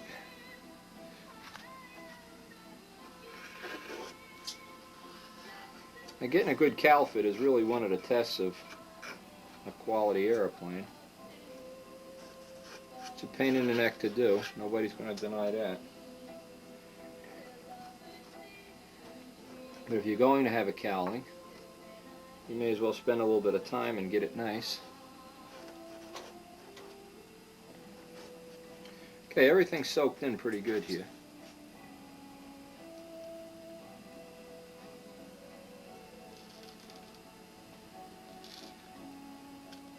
I still haven't built the little box in there. Notice I'm not getting too close with the kicker. If you stay a foot or two back, you don't get it bubbling and blistering up on you. Okay, now I'm going to take some 64th plywood and make a little box down in there so none of my fuel can get down in there.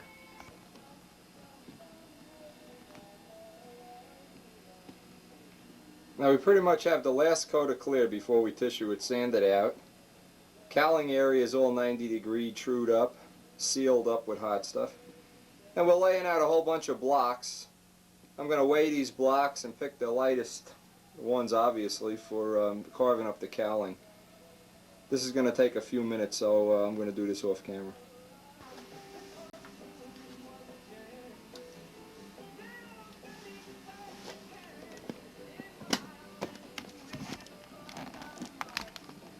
Okay, step one is we replace the block that came in the kit. We don't want to use any of the kit wood, it's all too hard. We replaced the block with one of our better blocks. Now we're going to start fitting up the two side pieces. Again, looking for a nice cowl fit, and then last but not least, the block in the middle.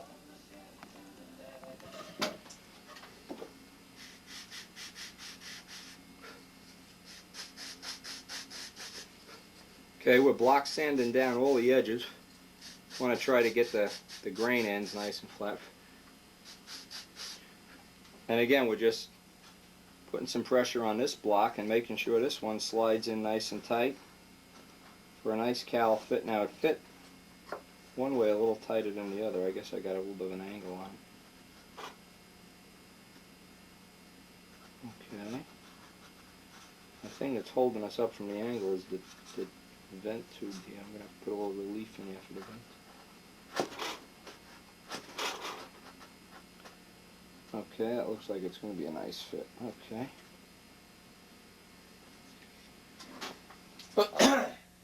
So the first thing I'll do is make sure I got the alignment on this right. Make sure I'm not fooling myself. Okay.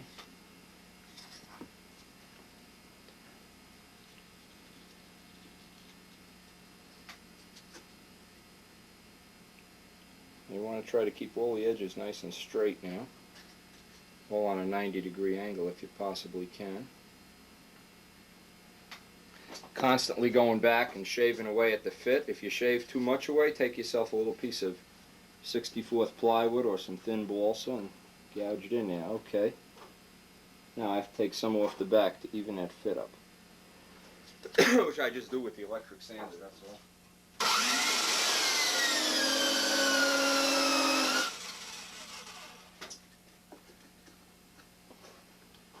Well, I'll just keep taking it off the back until I've got a nice tight fit.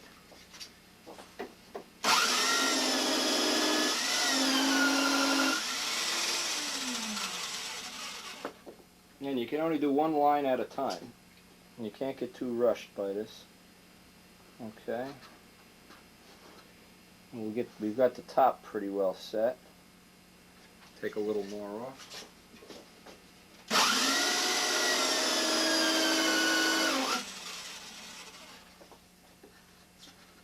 And again, this is one of those deals where it takes a little bit of time. Gonna have to pay the price here. If you want a nice cowl fit, it's gonna take a little bit of effort.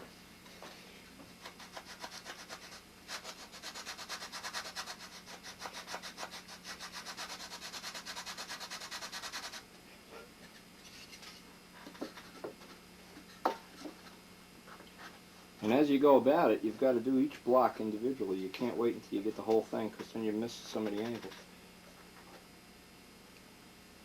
Okay.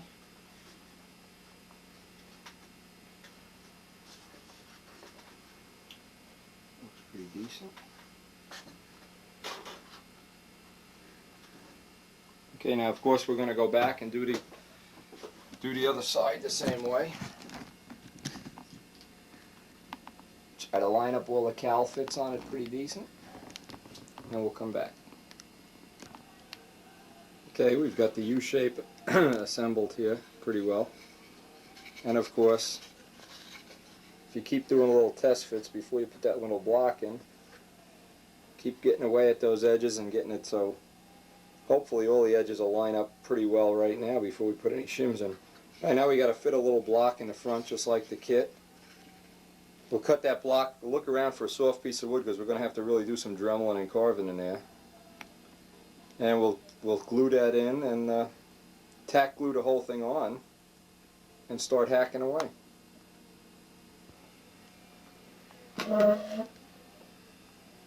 Now you notice we had to put a little piece here to make up for the amount of motor offset that we have. We got quite a bit of motor offset in here. We filed away at the cowl fit here until it's relatively decent. Try to replace all the kit wood blocks with the best wood I had, because there's going to be a lot of carving and hollowing and everything here. So when you're carving this nice soft wood, it's a lot easier and a lot nicer to get a good custom fit on it than when you're using 14-pound RC wood. Alright, I'm going to tack this on and start carving away. See how we can get this hollowed out today.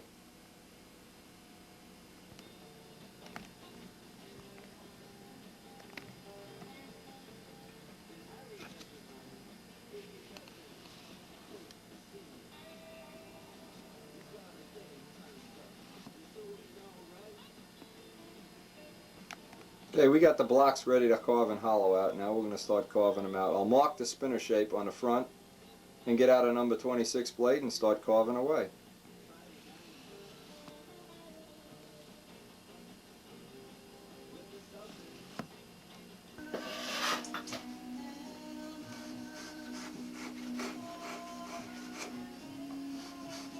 Okay, we're starting to rough out the shape of this.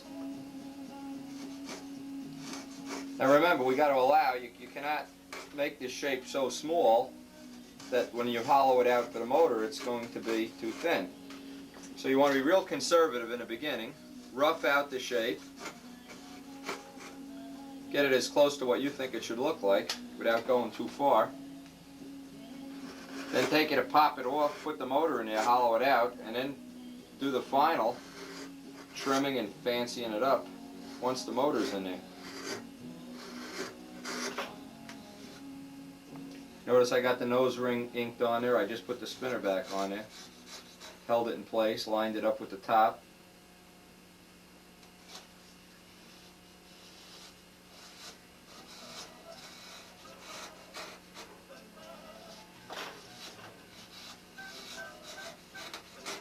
It is going to be a rather time-consuming thing. I would figure an hour or so to carve this out. If you can just get a little bit of the idea of how I'm working this, then I'll turn it over and round out the bottom. Rather traditional type of cowling, nothing too fancy here.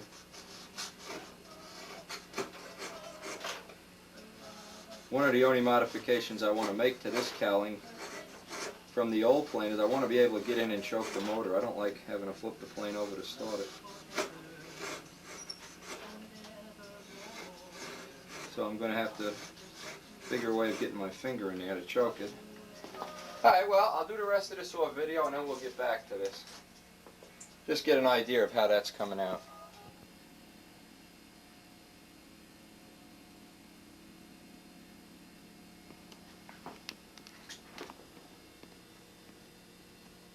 There we got it pretty much roughed out. Now we're going to start hitting it with a sanding block.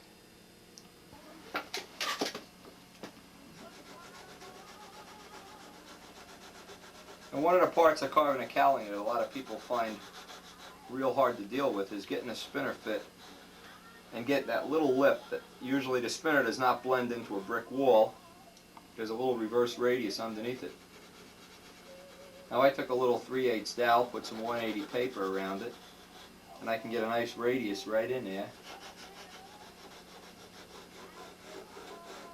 And of course you can finish up just by taking a piece of 320 and putting it on the outside of this. That's a neat little trick for getting that radius in there. Without that radius, the cowling really does look awkward if you try to avoid it. You wind up with something less than professional looking cowling. The other trick is, I wanted to put on the video, get some 180 paper, get around these vents. Now don't forget, I have some dope on this body, so I can sand right into it without any fear of distorting it. And I can get that edge just about near perfect. But the hardest part is getting that fit by the cowling. That's what you really have to keep track of. Now if you just sand right into that area where I had the block, you're going to wind up with a really nice radius there.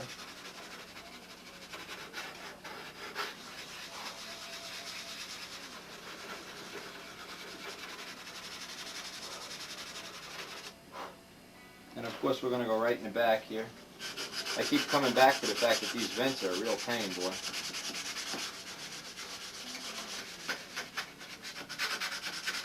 But if you work around them with a piece of 1/4 inch, some 180, you can make the most of a bad situation.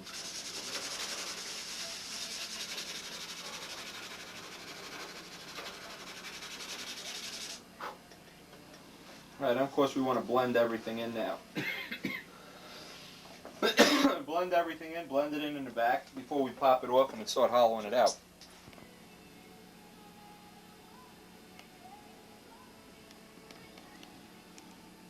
That is what's left of the cowling. Alright, we got this kind of sanded out now. Relatively smooth for a pre-dope finish.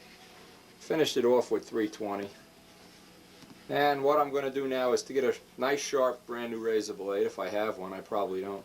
Razor this cowling off and start hollowing it out to about an 1/8 inch wall thickness.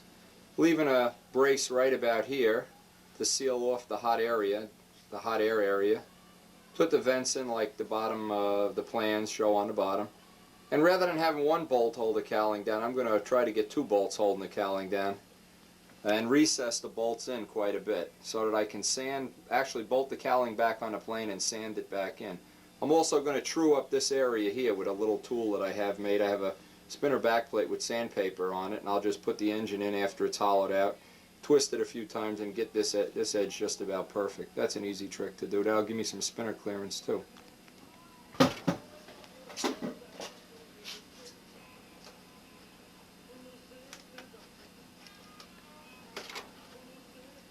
Okay, I've got the block popped out now.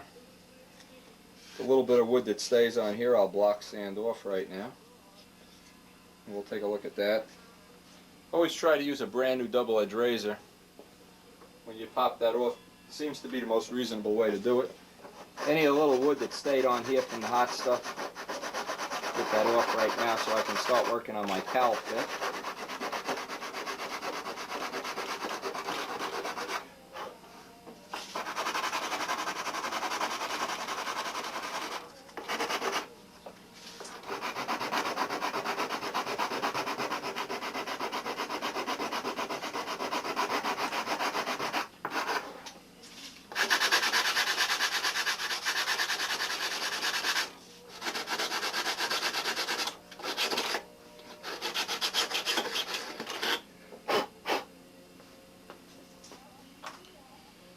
Alright, let's take a little bit closer look at this.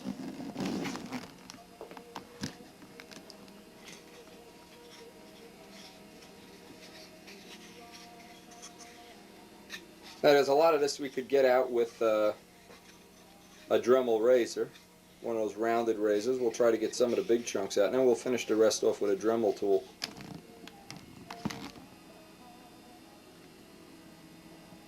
One of the first things to do is mark off the edge. You can see how I have this marked off. So you know how far you're going to hollow. Leave a little more than you need on here. You know I'm going to put a brace in the back here. I'm going to leave this solid, put a bolt down here, bolt and a blind nut. Bolt and a blind nut here, so this will actually be a rib. This I want to gouge out, and then I want to hollow this hole out here. Probably to a little more than 1/8 inch wall thickness. This is softwood anyway. And then I want to start checking the fits on the motor and do the cutouts on all the little things that have to line up here. But the first step is get those ink lines on there where you know you're going to do your hollowing.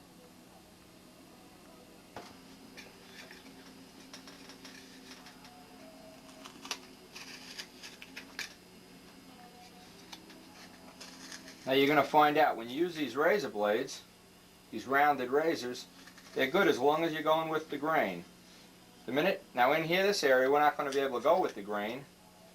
So obviously the Dremel tool will be a little more efficient down in that area.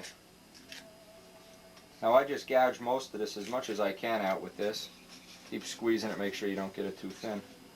Then I'll finish this off by hand. Sandpaper, a Dremel tool. In fact, I'll get out the Dremel right now. I always keep a bunch of these blades around. They dull up real fast for some reason. I don't know why.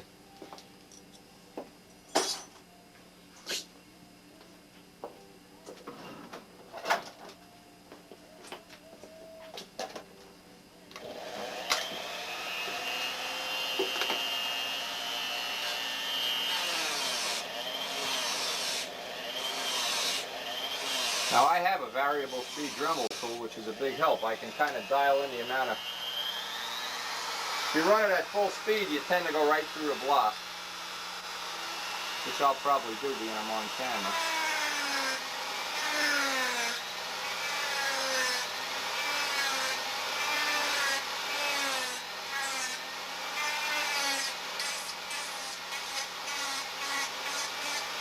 And to make them sanding drubs rough and smooth, rough and fine I should say, and I'd suggest you use the fine one when you're hollowing out. The rough one really goes right through.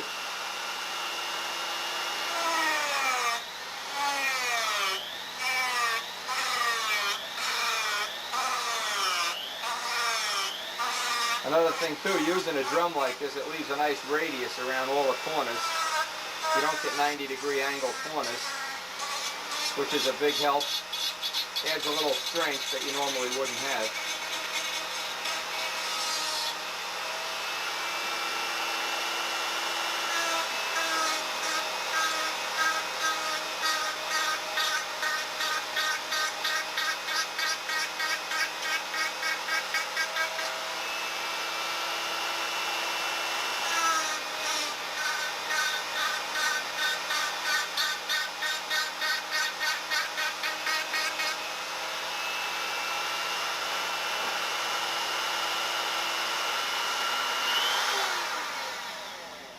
Now to finish that up, what's handy to have is the old chunk of a ringmaster leading edge trick. And that's just a piece of a ringmaster leading edge, piece of rough sandpaper, which this doesn't have the glue on it. It had glue at one time, but it's all worn out. And this will allow me to, by going back and forth, I can take out some of the material by keeping a nice wall thickness. This is a good trick for hollowing blocks. Of course, once you get it pretty well shaped, and we're sneaking up on it good here now.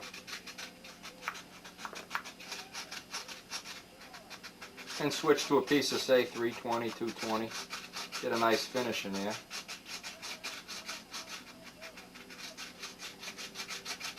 What you really want to have on these is a nice smooth finish. You don't want to have a rough finish. A rough finish is going to soak up a lot more paint and oil and everything.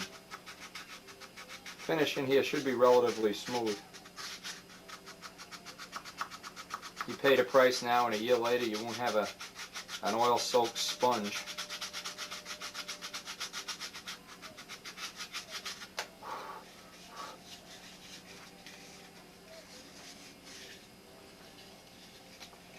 Alright, we'll do some more hollowing on this, and then we'll come back. Now, we're getting down there. We're going to have to smooth this out with 320 yet.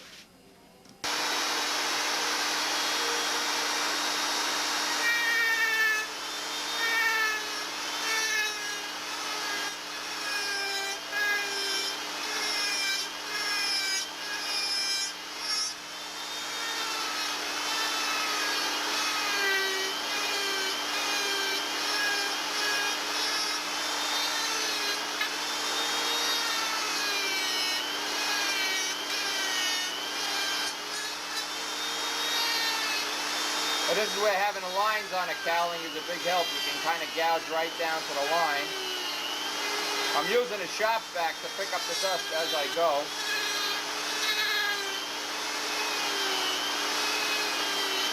Which is a good idea if you have one.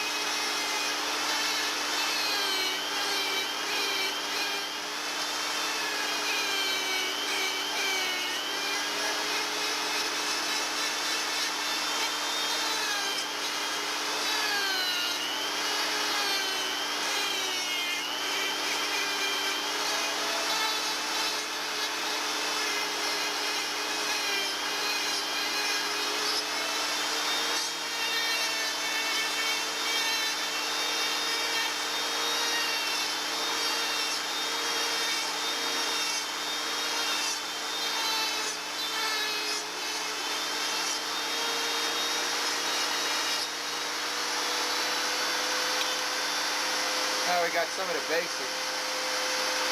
Feel around and see how we're doing. Okay.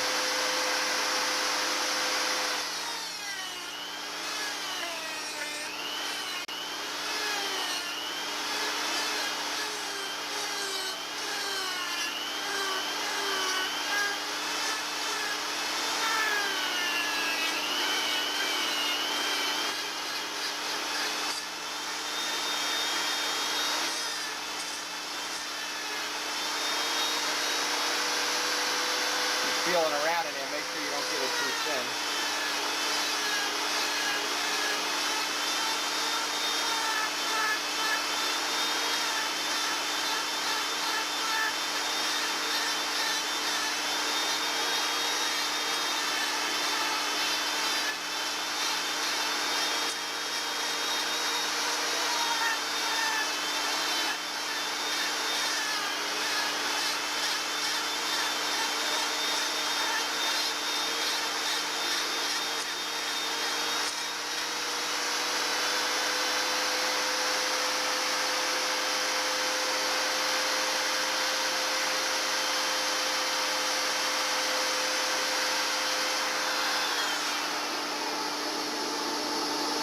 I get down that thin, then I want to take a different tool.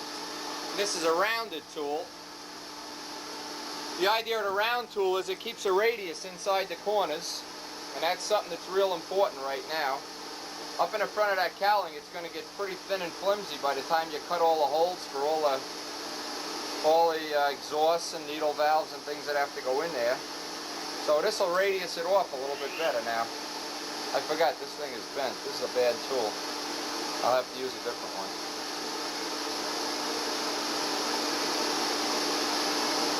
Let's see if this is any better.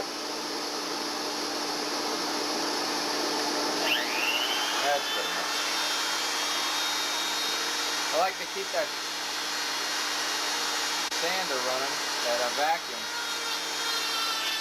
Now that ball gives you a nice radius inside all the corners.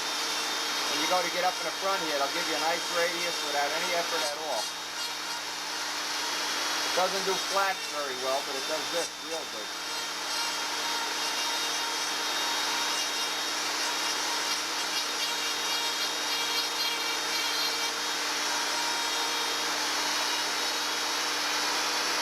I can feel it, that's getting kind of thin there. Okay.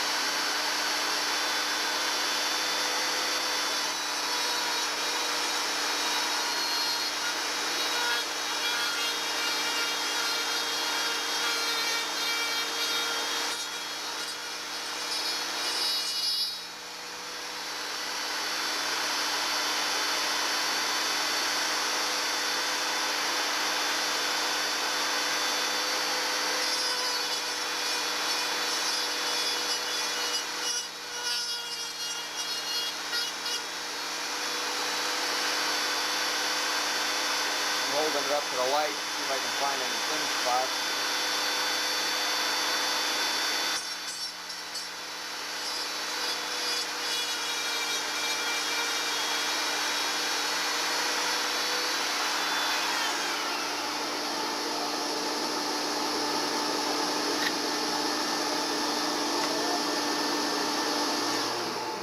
Now that I had my lunch of balsa dust. Okay, the rest I'm going to get in here with some rough paper and sand that down smooth. But that's giving me a nice chunk of that cowl work done real easy. And I just got to watch I don't get too thin. Okay, we got the whole cowl pretty well shaped out, sanded out. I put the potential hole for the cowl hold down bolt. I glued a little piece of plywood in here to accept it. Now what I'm going to do is around this, I'm going to put a little plywood insert in here, so that for sure this will not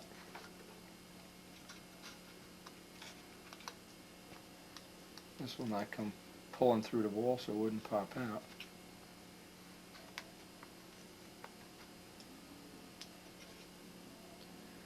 Alright, then I'm going to drill that hole out, tap it out, and we'll be ready for the cowl hold.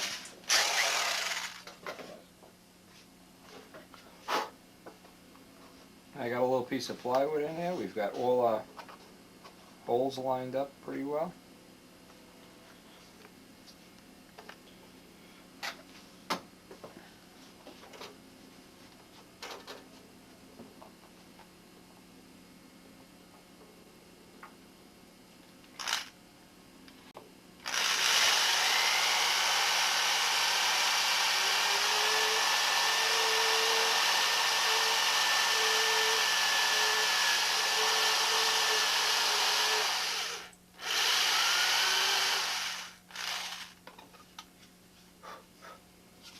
Okay, that'll give us a pretty accurate alignment. Now we can drill the rest of the way through here.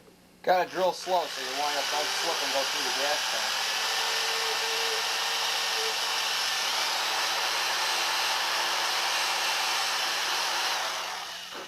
Now we'll drill this one oversized to the size of a 440 blind nut and get our tubing set up.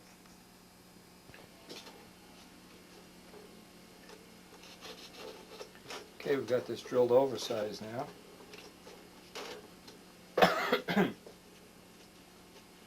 Got a 440 blind nut here, which will press right into position.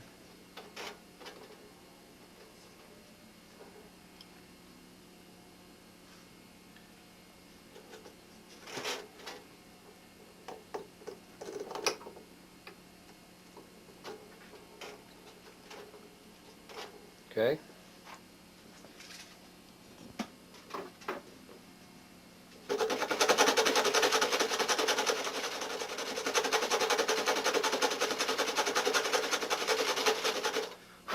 And what I just did, I took a real short Allen bolt and a washer, put a little bit of grease on it so that this thread stay greased, and I tightened up that blind nut as tight as I possibly could make it. That crushes it right into the wood. Then I took a little block and stuck it behind the blind nut, so that'll hopefully hold it not only onto the piece of plywood, but it'll also make a little gap that if oil gets down the bolt threads after years go by, it won't start soaking into our whole nose section. Turn this nose into a sponge. So we've got that hole pretty well sealed. We've got a little grease on the bolt now. Now we're going to try to line up. And we got this hole already drilled out. What we're going to do now is take a little piece of tubing, sharpen up a piece of brass tubing, and get it right in there. Okay, I have to go get a piece of tubing. I sharpened up a piece of aluminum tubing, run it right down there till you feel the plywood. That'll usually get you a nice round cut. You got to kind of dig in and get out all the dead wood in there.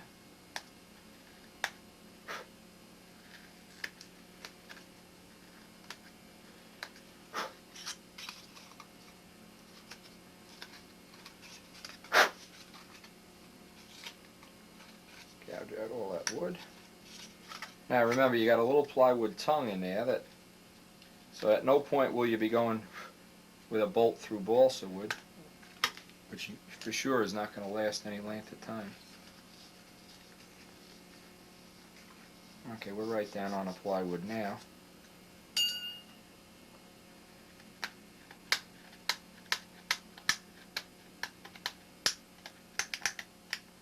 Now I like to do this around the holes.